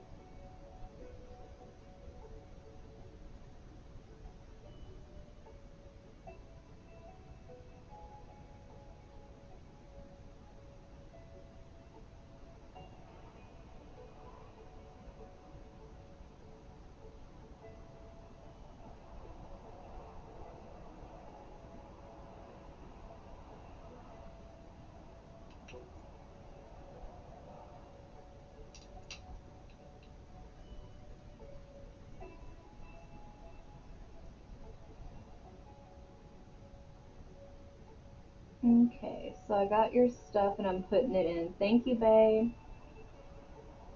So,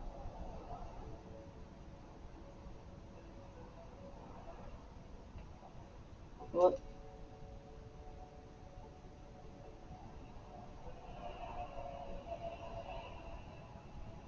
you're born the same year as me, hun.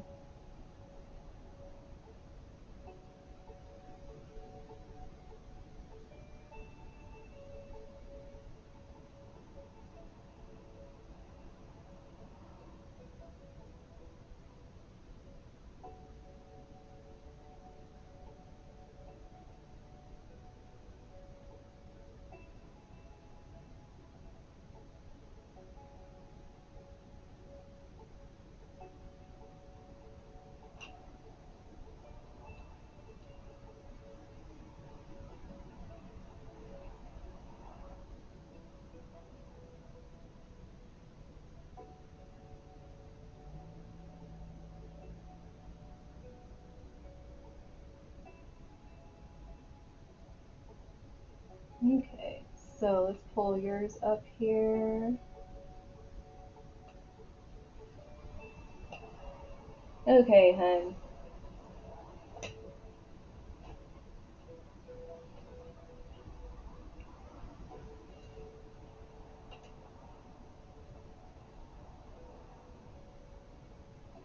So what we got going on for you, which is very interesting here. Oh, and you have interceptions where a lot of stuff's going on. Okay.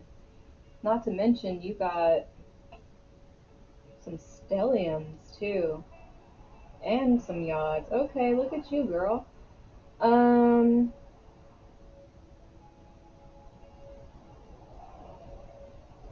so let's see, where should I start with you?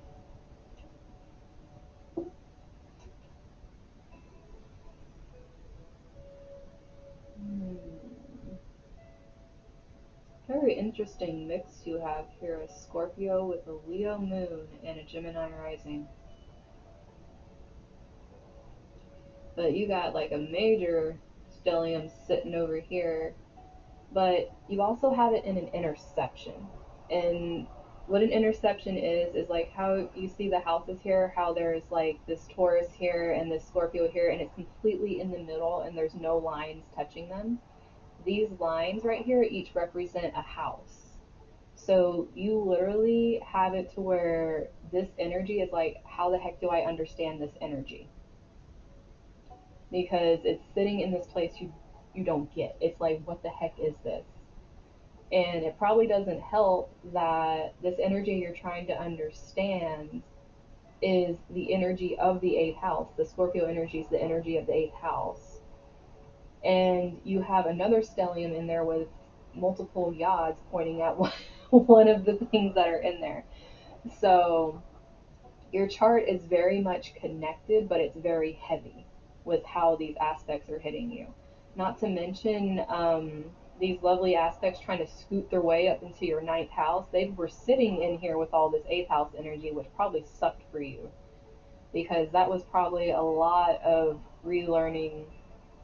Probably had a lot of things happening where other people had a lot of control over what was going on with you. You went through your Saturn return, which I did this year, and it was a lot. Um, you also went through a lot of expansion spiritually. I mean, it happened in your eighth house, but you also had Jupiter and Pluto mixing in with Uranus and Neptune. So you just had a whole bunch of random crap happening to you spiritually. I wouldn't be surprised if you discovered a whole lot of random gifts while all this was going on, and it was very overwhelming. Um, which one are you talking about? The what that return? A Saturn return, like you see how you have this is your Saturn right here, and this is the transiting Saturn. When Saturn is in the sign, the transiting one of your natal, it's a return. It's the same for any planet. Like say if Mercury, like what you're gonna get a Mercury return when Mercury gets up over here with Scorpio.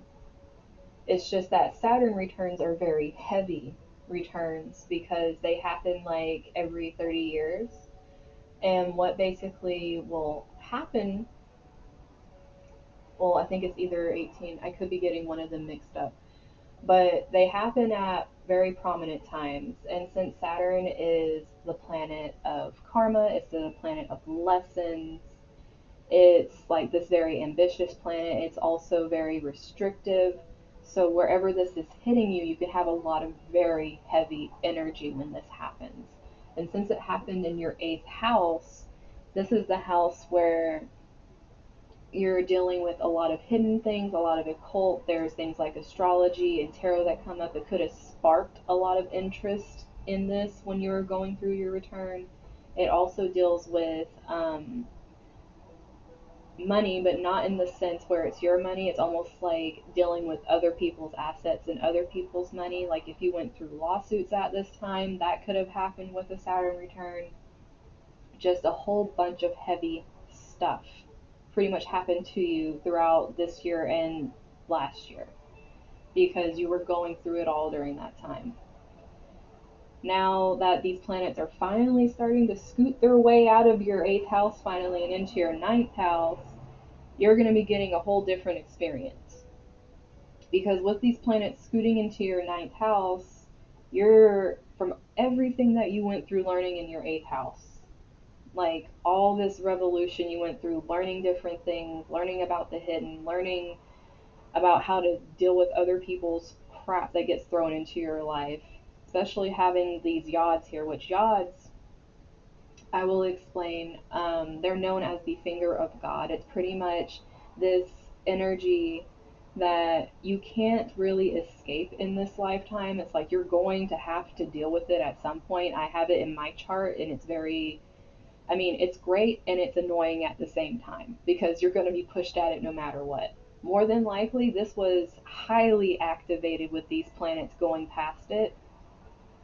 And with your Jupiter and your moon making with this Mars over here a yod to your Neptune, there's technically two yods you have, and they both go to Neptune. Now, one of them dealing with Jupiter and Mars is like with this expansive energy. It's very spiritual, once again, aiming itself up at your eighth house, a lot of spiritual energy just shooting up at your eighth house. And then with your Mars Gemini energy, it's like having all these interests and really being driven to like know so many things at once, and sometimes your energy becomes very scattered, and people can see that on you very easily when you start becoming scattered, because it's almost this feeling of like you're very rushed with your energy, but at the same time, you can also multitask like crazy, but it'll burn you out very fast too. And people can see this because this is in your first house. Like they literally see this on you. And a lot of times what'll happen, especially since you have this at an 11 degree and it's pointing at your Neptune, it's like you have a lot of spiritual energy that pulls you to do things and you don't understand why. It's kind of like this sense that you have and you're learning to trust it. That's what a lot of this was making you do, is learning to trust.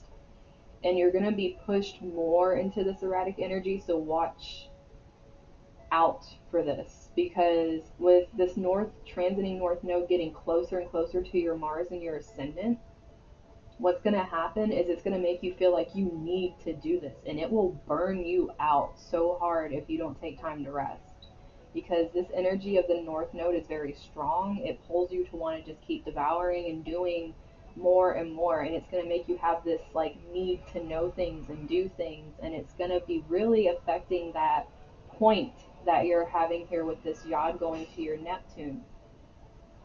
And you need to understand that it's important to take care of yourself when this is happening. And people are going to see it. They might think you're going a little bonkers with how like you're reacting to things, because you might actually fly off the handle and be kind of split personality and then come back down and they're like, okay, what the heck just happened there? But it's like it's mainly because you're getting too built up in the energy and you need to pull yourself back and have a relax.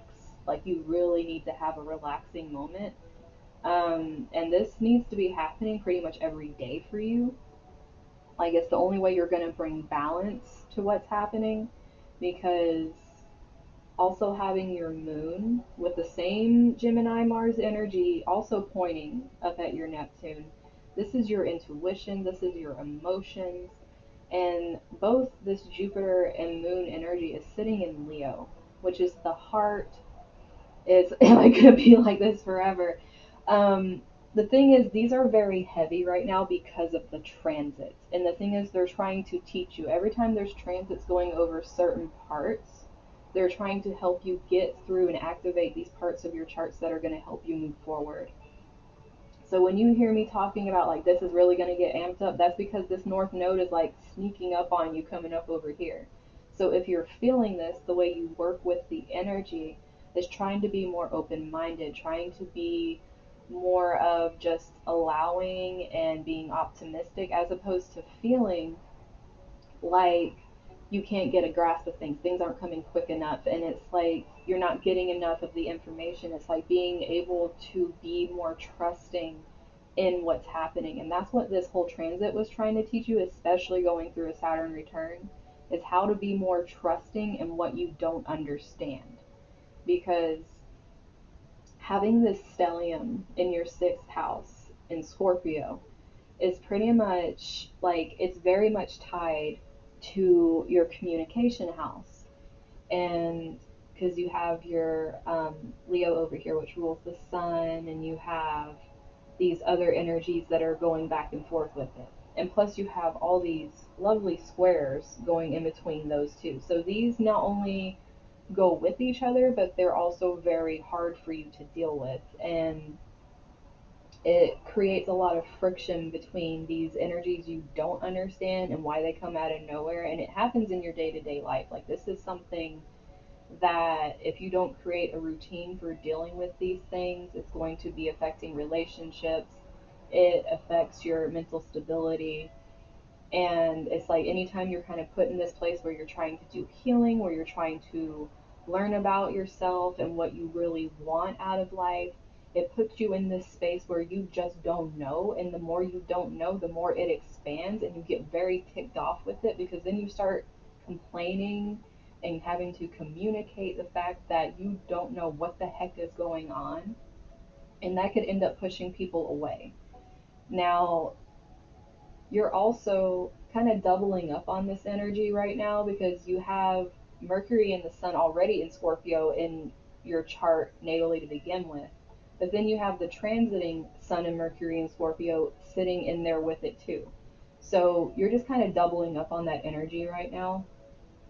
And even though it's just like you have all of that right now, and it's really pushing you to try to understand this energy, because since you have literally nada in your 12th house, besides the transiting Uranus right now, that's literally opposing pretty much everything over here. It's tearing up what you know, what your day to day is supposed to be. It's like creating all these feelings of like, what the heck is going on with my life right now?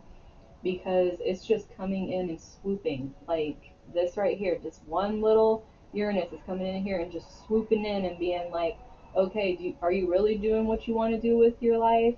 Are you really saying what you want to say? Are you in the relationships you want to be in? Are you giving of yourself the same way people are giving to you? And are you having proper boundaries? Are you even going in and seeing what is your own truth? Are you transforming through your traumas instead of carrying them around and putting them on people? It's pretty much like this Uranus over here is yelling at you. And it's like whatever you're not doing, it's going to come out of nowhere, since it's in the 12th house, and just come in and throw something unexpected on you that makes you have to go into that energy and understand it. Because what these are doing right now is it's really pushing you, and you don't have a lot going on in these houses over here, which means you really have to work with what you have, especially since the 10th house is connected to Capricorn energy, and you have so much Capricorn energy, including two yods sitting over here in your 8th house. You're supposed to really be doing something that deals with the hidden, but at the same time, you have to not burn out, which is very easy because you have Chiron over here in Cancer, which with Chiron in Cancer, it's like this very nurturing, very healing energy. And when you have this energy, especially with how you have it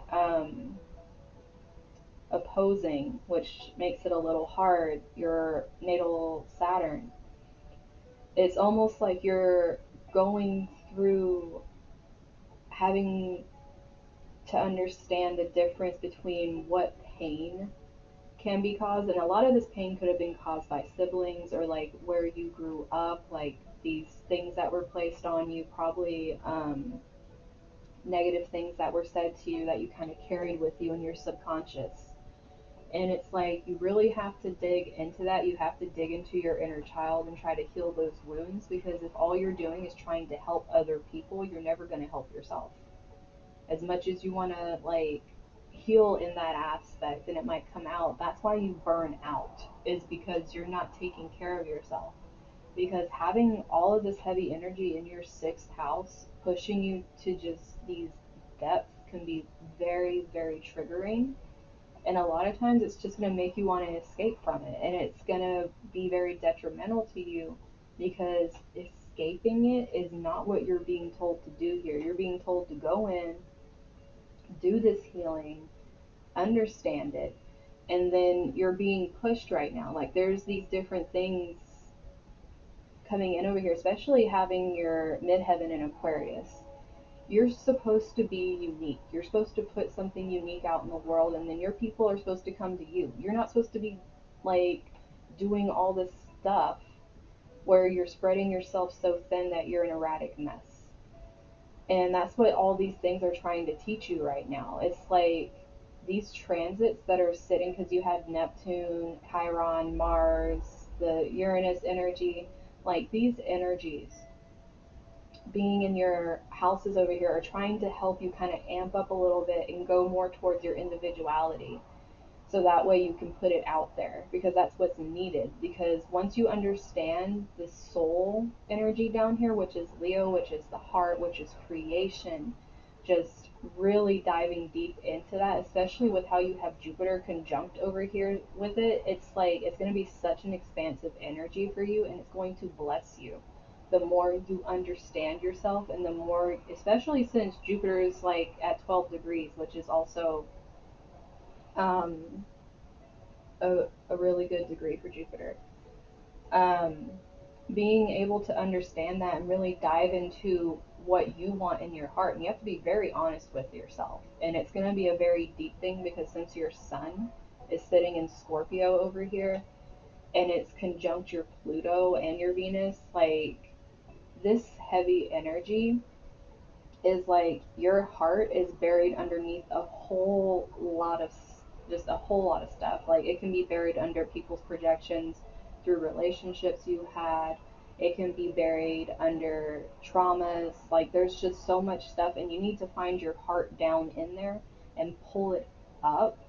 And no matter how weird, how quirky it feels, or just how out of place it might feel, it needs to be out there, because you're not the only one. And people need to have people that have gone through these things in order to continue on their path. If you want to help other people, you need to help yourself, like point blank, or you're just going to keep making yourself sick.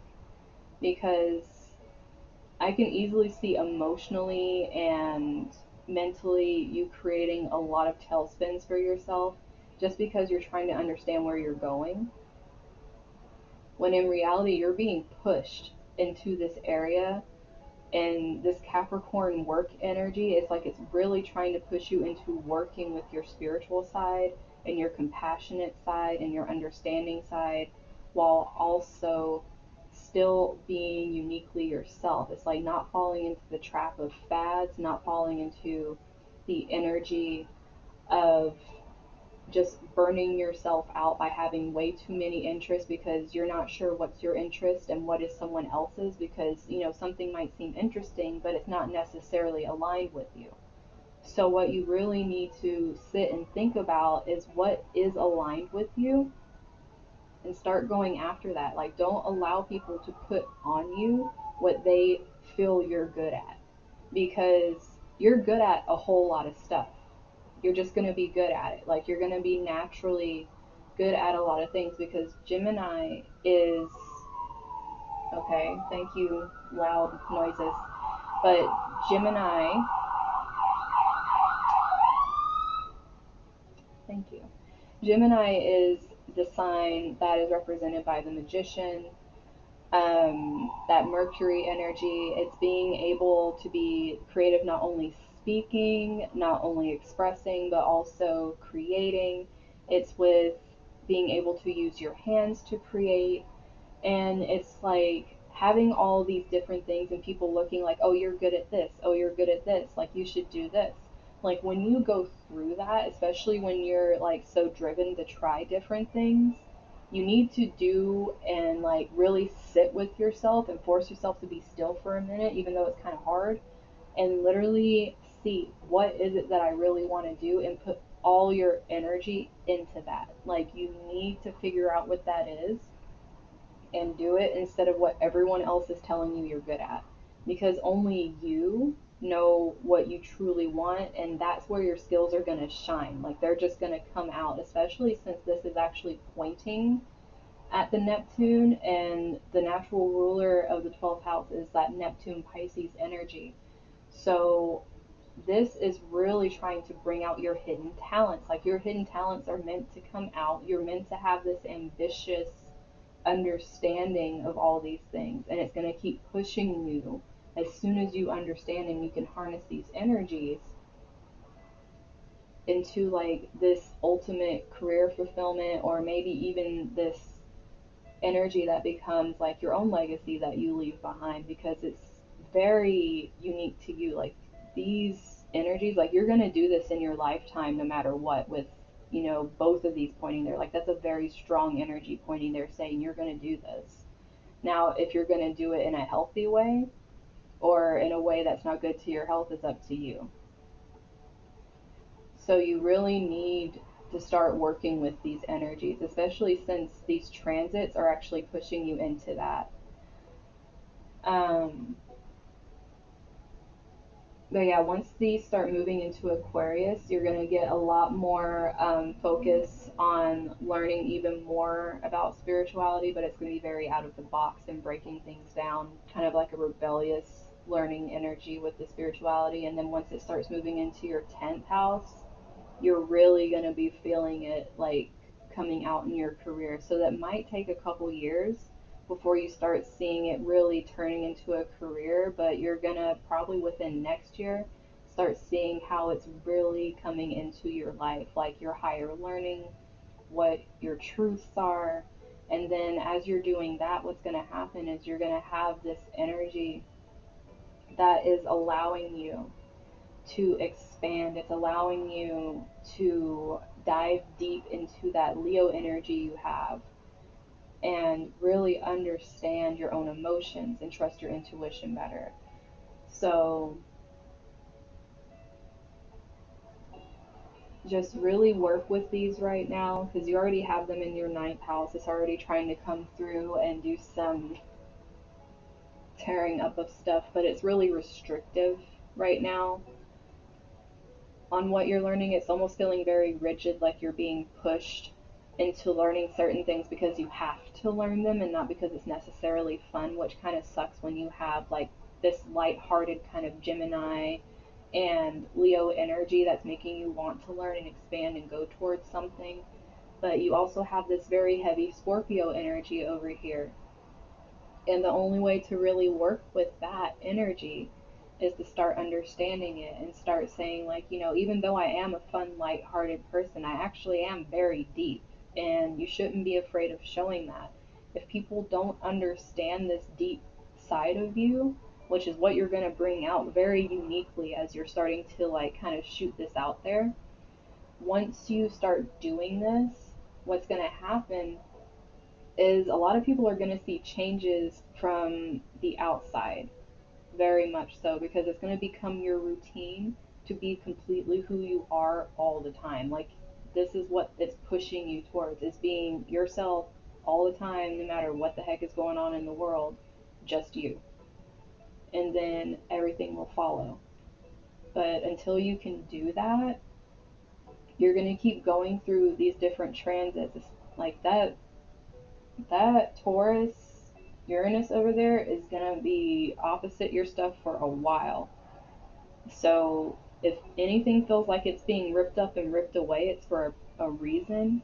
Understand it, go inside, go internal and try to understand it, because the more you understand it and the more you trust the inner wisdom and your intuition, the more your unique gifts are going to start coming out, because they're very hidden, like double hidden, sitting over there in the eighth house and being in Neptune.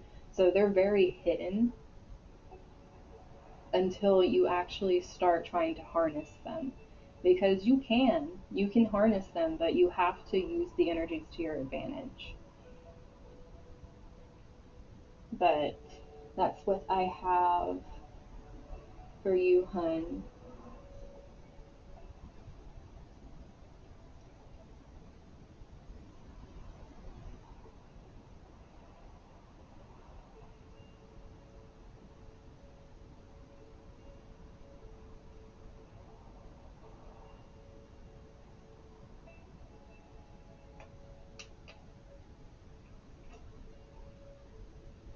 Oh, I have this up because we're doing transits.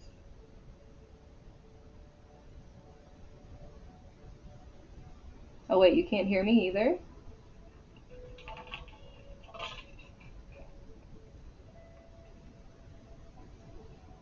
If you look at it as bad, you're already putting that in your mind. I'm sitting here drinking water and it's yelling at me to drink water. But I'm not on YouTube, I'm on here.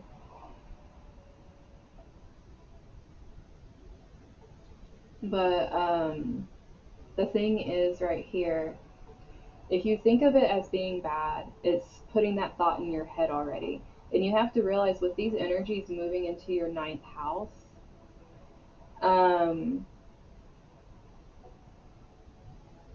what's going to happen is you're going to be projecting that on what you're learning. So it's going to become your thought process. So you have to be very careful with how you're looking at it.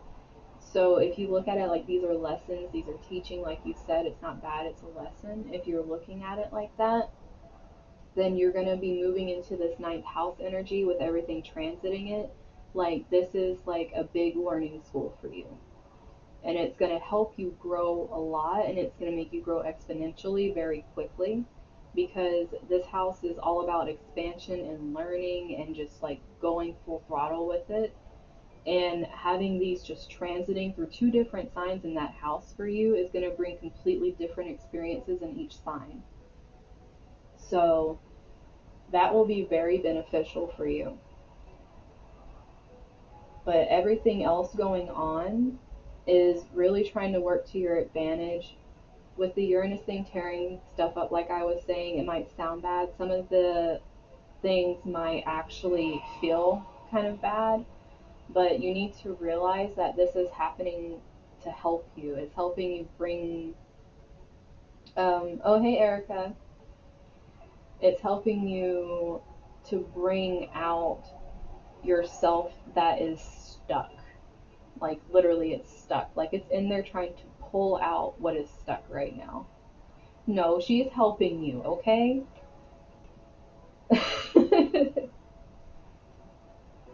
You need Uranus right now. It's the only way you're going to pull out all this energy over here and actually start being honest everywhere. Yes, a lot of tough love coming through. And the thing is, if it's really hard for you, you need to sit and really think about why it's so hard.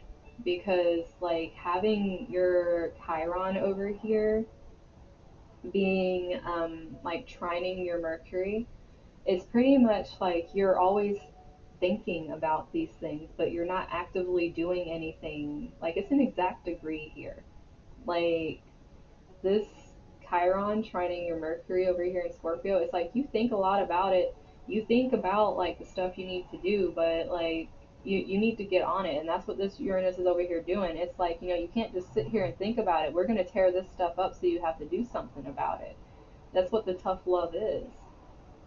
It's like you can't just sit there and let stuff go by if it's literally like you have no choice. You like, this is like the surrender house over here. Like, whether you like it or not, it's going to come through and make you do it instead of just thinking about it. It's like, I really need to do this. But instead it's like, you're gonna do this.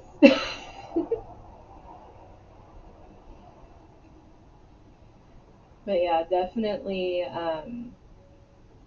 these transits are here to really help you out because you got a lot of power packed in your chart. And that's why it's like, when you have a lot of power packed in your chart, you got a lot of stuff that is just going to happen with transits. That's just how it goes. But I'm up. You're gonna be going through this for a couple years, hun. Like, this is some major transformative time for you since you have all this sitting over here. But everything else is just really helping you pull yourself out of your shell and quit ignoring yourself.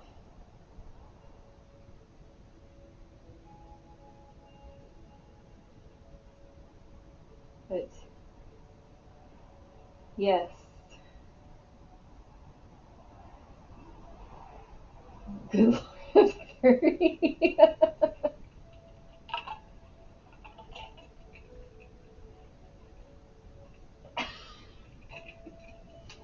I think that's why the thing has happened where everyone's like they're ready to retire at 30. It's because they get their Saturn return and they're kind of done.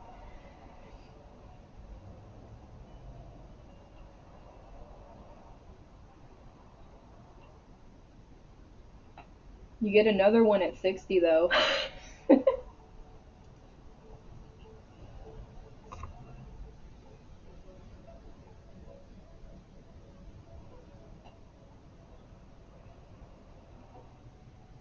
But yeah, you guys. Yeah, it's a transit. It's gonna keep happening. Why do you think so many people are like, man, I really changed when I was 60? I lived that long. Oh my goodness. But yeah, everyone that gets to 60, everyone that gets to 90, they get multiple Saturn returns. I actually got two returns this year because my Saturn is retrograde, and it just kept going back and forth over my thing, and it was great. I can do a short one for you, Erica. My life is exhausting. Hey, I feel you on that one. Mine's pretty exhausting too. If I put mine up here, you guys would be like, okay, I'm good.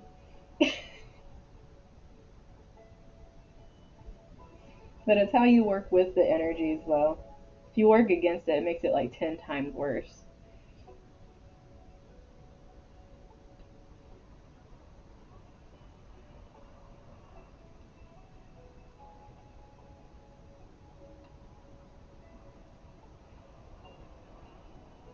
Oh, just, let me have your birth information and I'll type it in and pop it up on the screen. If you want to message it to me, oh, you're welcome, hun. If you want to message it to me, I can put it up in a mess. Like, just read the message and put it up.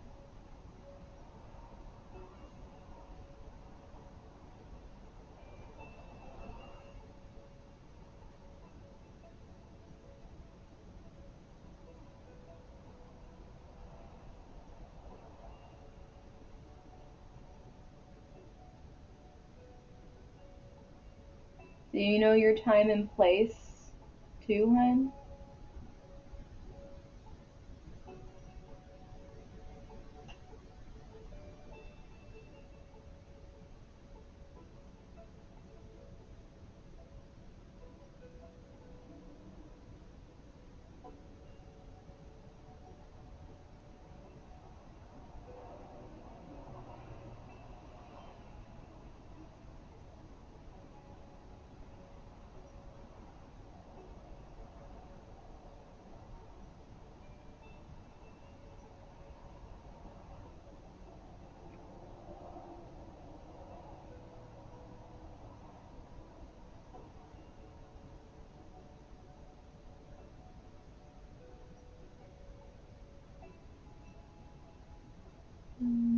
Okay, I found that one. And then 428.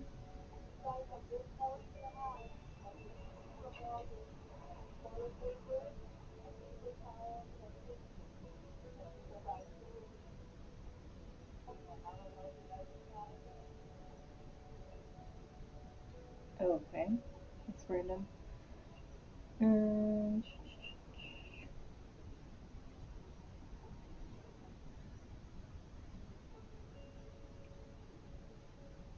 so here is yours, hun. So let's see where your transits are sitting right now.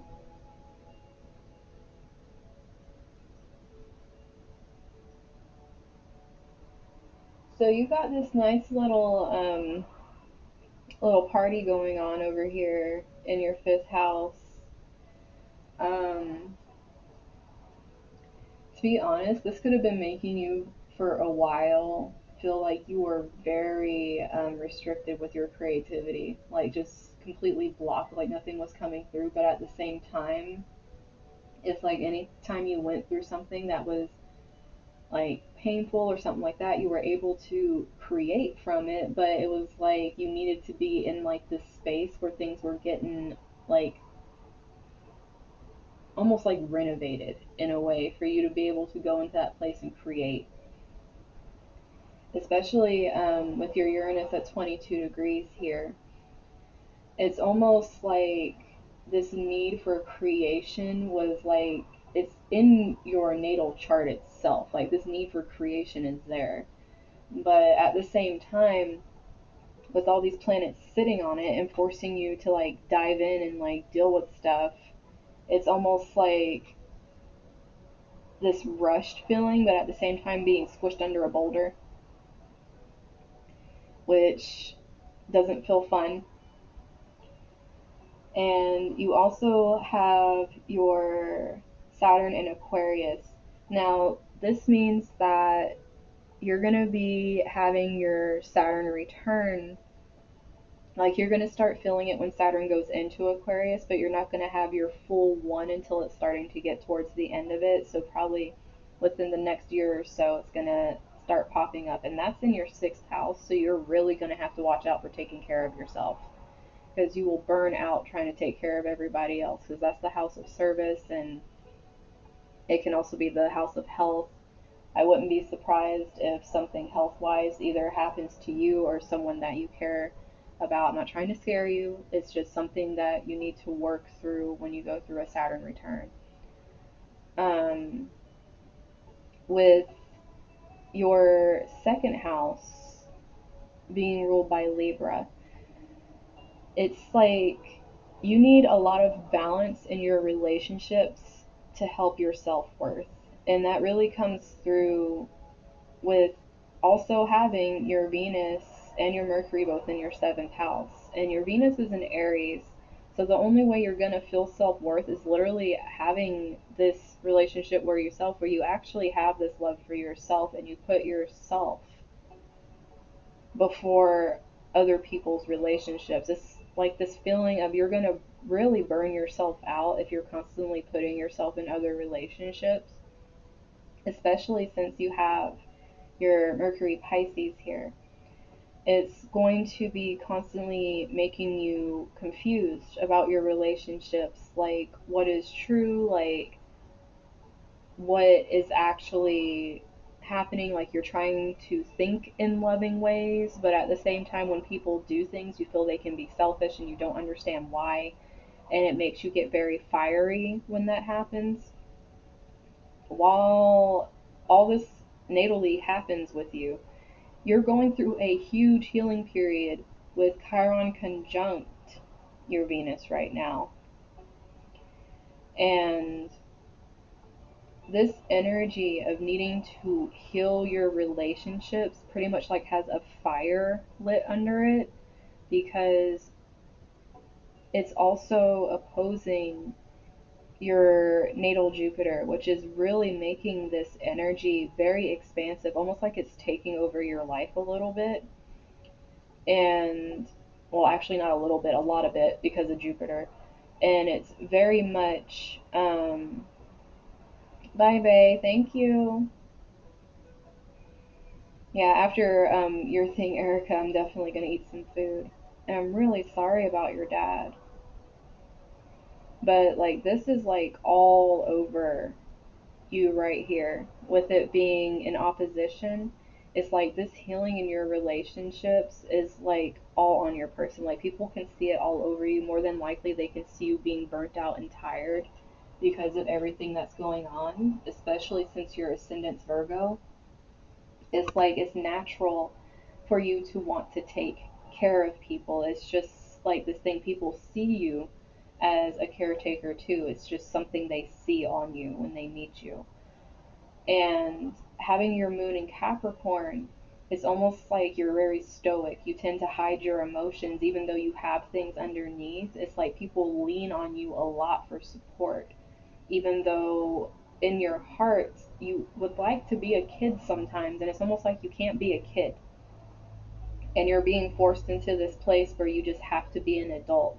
And this could have been like a theme throughout your life as well, where you had to be the adult in the situations, even though in your heart you wished you could have done something where you could have lived a more childlike feeling. And this really comes through here with how your sun has this in conjunct to Pluto, and it's in your third house. It's like this this younger time where you were going through these things was very transformative because either you were taking care of your siblings while things were going on, you were um, probably someone that people looked to for the advice that was needed. You were a very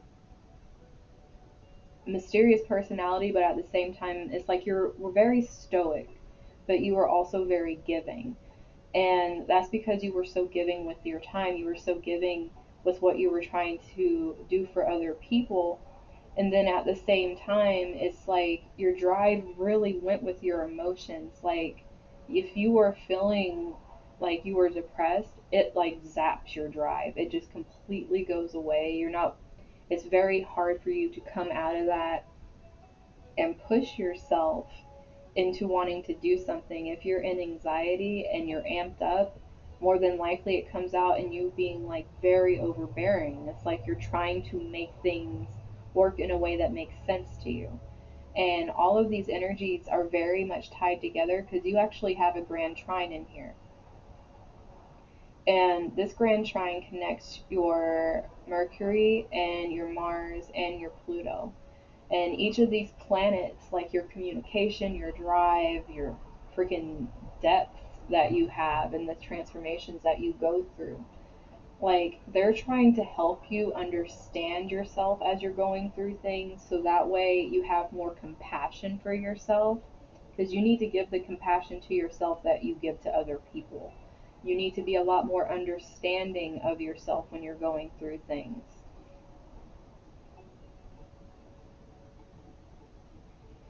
Yeah, that's what I'm saying with the Cancer, is that you have your Mars in Cancer and it's part of a grand trine. These energies with Pisces, Cancer, and Scorpio are trying to help you understand that you are important and that you need to do stuff, and the way you talk to yourself is very important. Like, you might be very kind to other people because you can understand and be compassionate because of things you've gone through.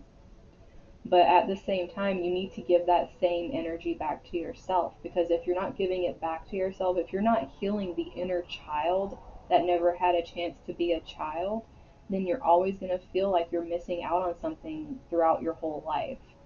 And having these placements like you do, it's almost this feeling, especially since I can see how your dad connects to health for you, because you literally have Saturn, which represents your father figure, in your sixth house of health.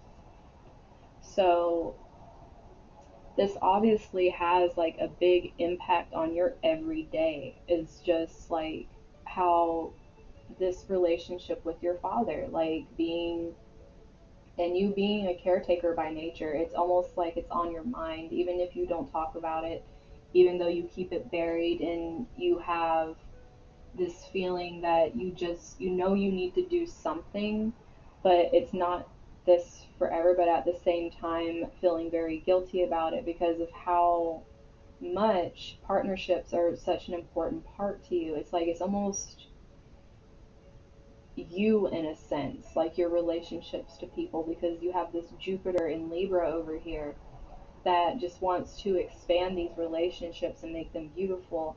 And it's literally on your person, it's in your first house. Like when people see you, they see a caretaker and also someone that has a personality that welcomes people. But you have to be very careful with this because it can come out as being a people pleaser and trying to make things work. And when you have this Aries energy, especially with Mars sitting over here in your seventh house, you could be getting very pushy with how people are treating you right now. And it could be making you have this anger that is coming up in certain relationships, especially if it's taking over your life and it's taking away from other relationships. Because this healing you're needing to do right now, especially with Chiron sitting like completely conjunct your Venus, is forcing you. And seventh, it's in your seventh house. It's in the house of partnerships, business partnerships, marriages, your shadow self that you tend to hide from, that you need to do work with in order to progress and heal. And you have all of this energy sitting in there, and you really needing to heal from a relationship that really took over, and that's pretty much what people see you as, because whatever this relationship is, it was you, like it was your persona for I don't know how long, but it was very prominent, especially with how this opposition is here. It was very challenging for you, but it was something you needed in order to grow. It was something that more than likely, for as long as Chiron has been in Aries, you've been going through a lot of shit having to heal it, which has been most of this year. So it's like you're going through the motions of having to heal this relationship on top of having to heal yourself, because having this Pisces descendant with your Mercury in Pisces, it's like you're constantly daydreaming instead of bringing yourself down into doing this work, which you need to work on your escapism tendencies. You need to be able to pull yourself out of that and really push yourself into doing this work, or it's going to keep taking over certain things. Especially since in your eighth house, you actually have Uranus in there trying to shake some things up. It's causing a lot of unexpected things to happen. It's making a lot of the hidden stuff get thrown out into the open. It's dealing with legal matters. It's dealing with other people's possessions, things getting tossed around. It's pretty much just this huge upheaval happening right now. And with this going on, with this opposing energy that you have with your Pluto, it's almost like it's really sending you into your depths. It's making you remember stuff from when you were younger, and it's really trying to bring things up so you can heal it as opposed to repeating it over and over again. Because with you having Leo in Chiron and Leo, it's very easy for romantically you to keep not seeing where your problems are. And with this being in your 11th house, it's like pretty much like romances could seem like dreams come true until they're not.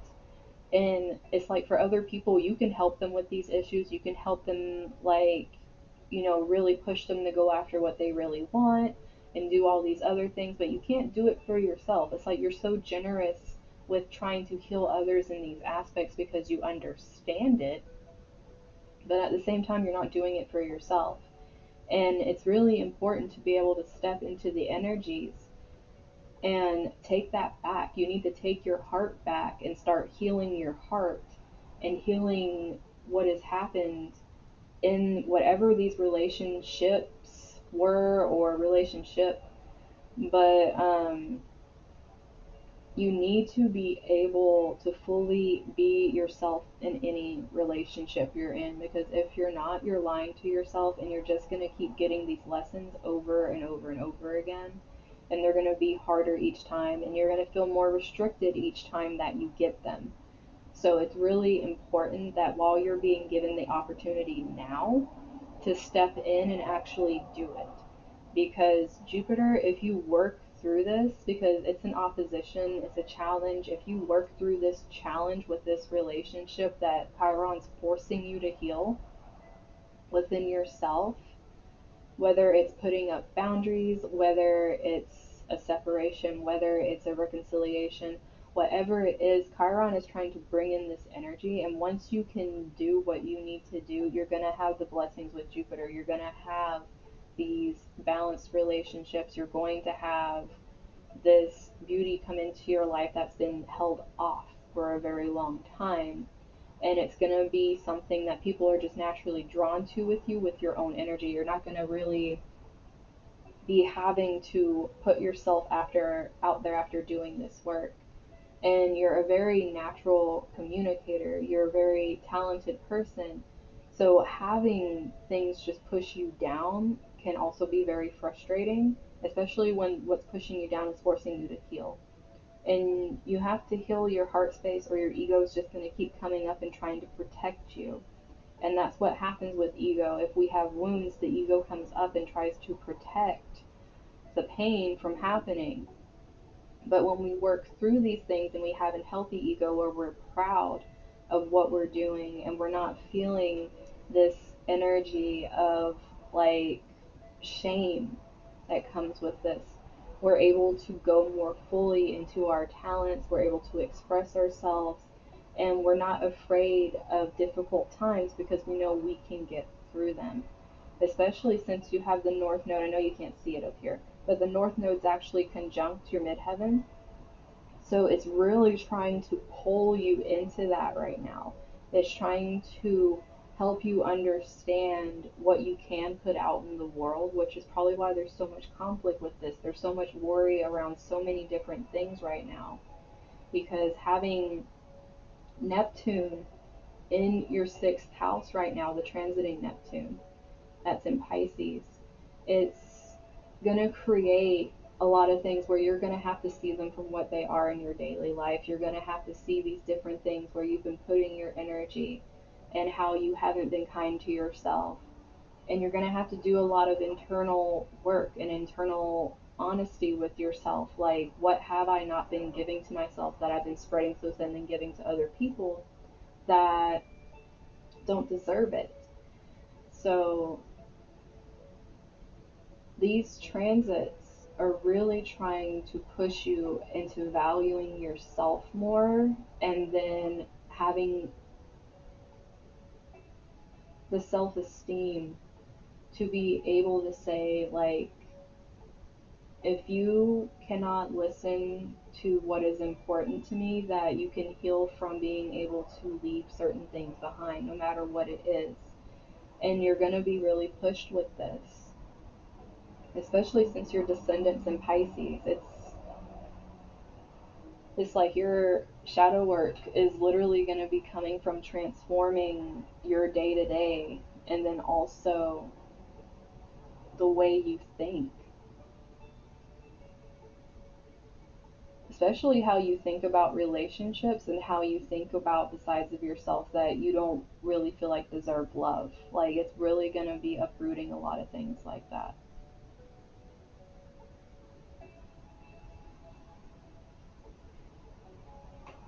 But that's the little bit that I have with you with the transits.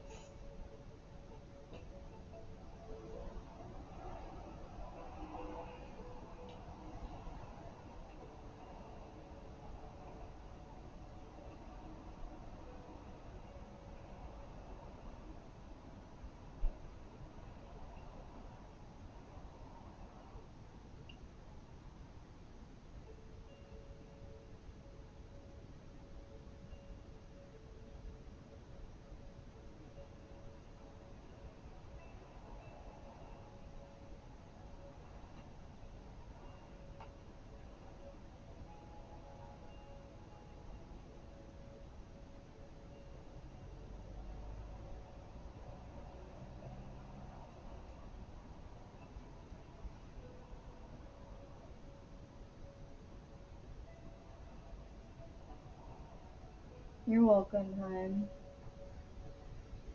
But I'm gonna go ahead and call into this session because I really should go eat. But I do have my new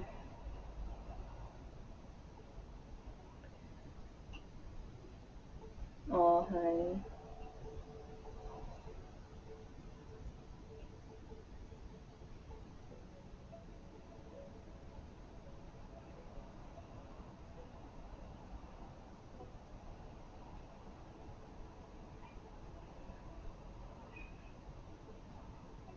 Well, just know you're not selfish for taking care of yourself because you have a very giving presence here. And sometimes it takes us feeling like we're being a little selfish to do what we need for ourselves and not to listen to what other people are saying about it. Ooh, like smacking things. But if you guys, I'm not gonna be back on for an Astro Live until next week. I'm not sure when the. I need to look up when the eclipses. I need to write down what dates all the eclipses are so I know. I keep forgetting. But we can go over eclipses and stuff next week and do some more charts.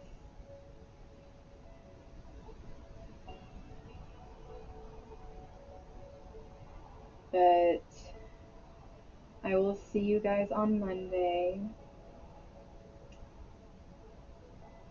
for the next live here. And I do have my contest for November finally up on my Instagram, and I shared it to my Facebook. But all you have to do is be following me here and following me on Instagram and just comment your Twitch name from on here on the post that I put on my Instagram, and you're entered in it. And it's for getting a half hour astrology reading with me, like a personal one. So you can sit and like ask questions with me and all that kind of stuff. But yeah, that's all you have to do to enter.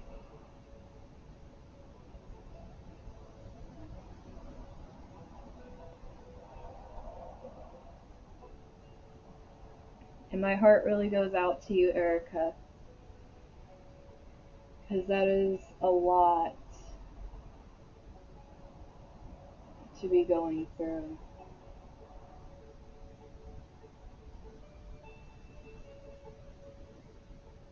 Much love, hun. And everybody else, have a great night. And I will see you on Monday.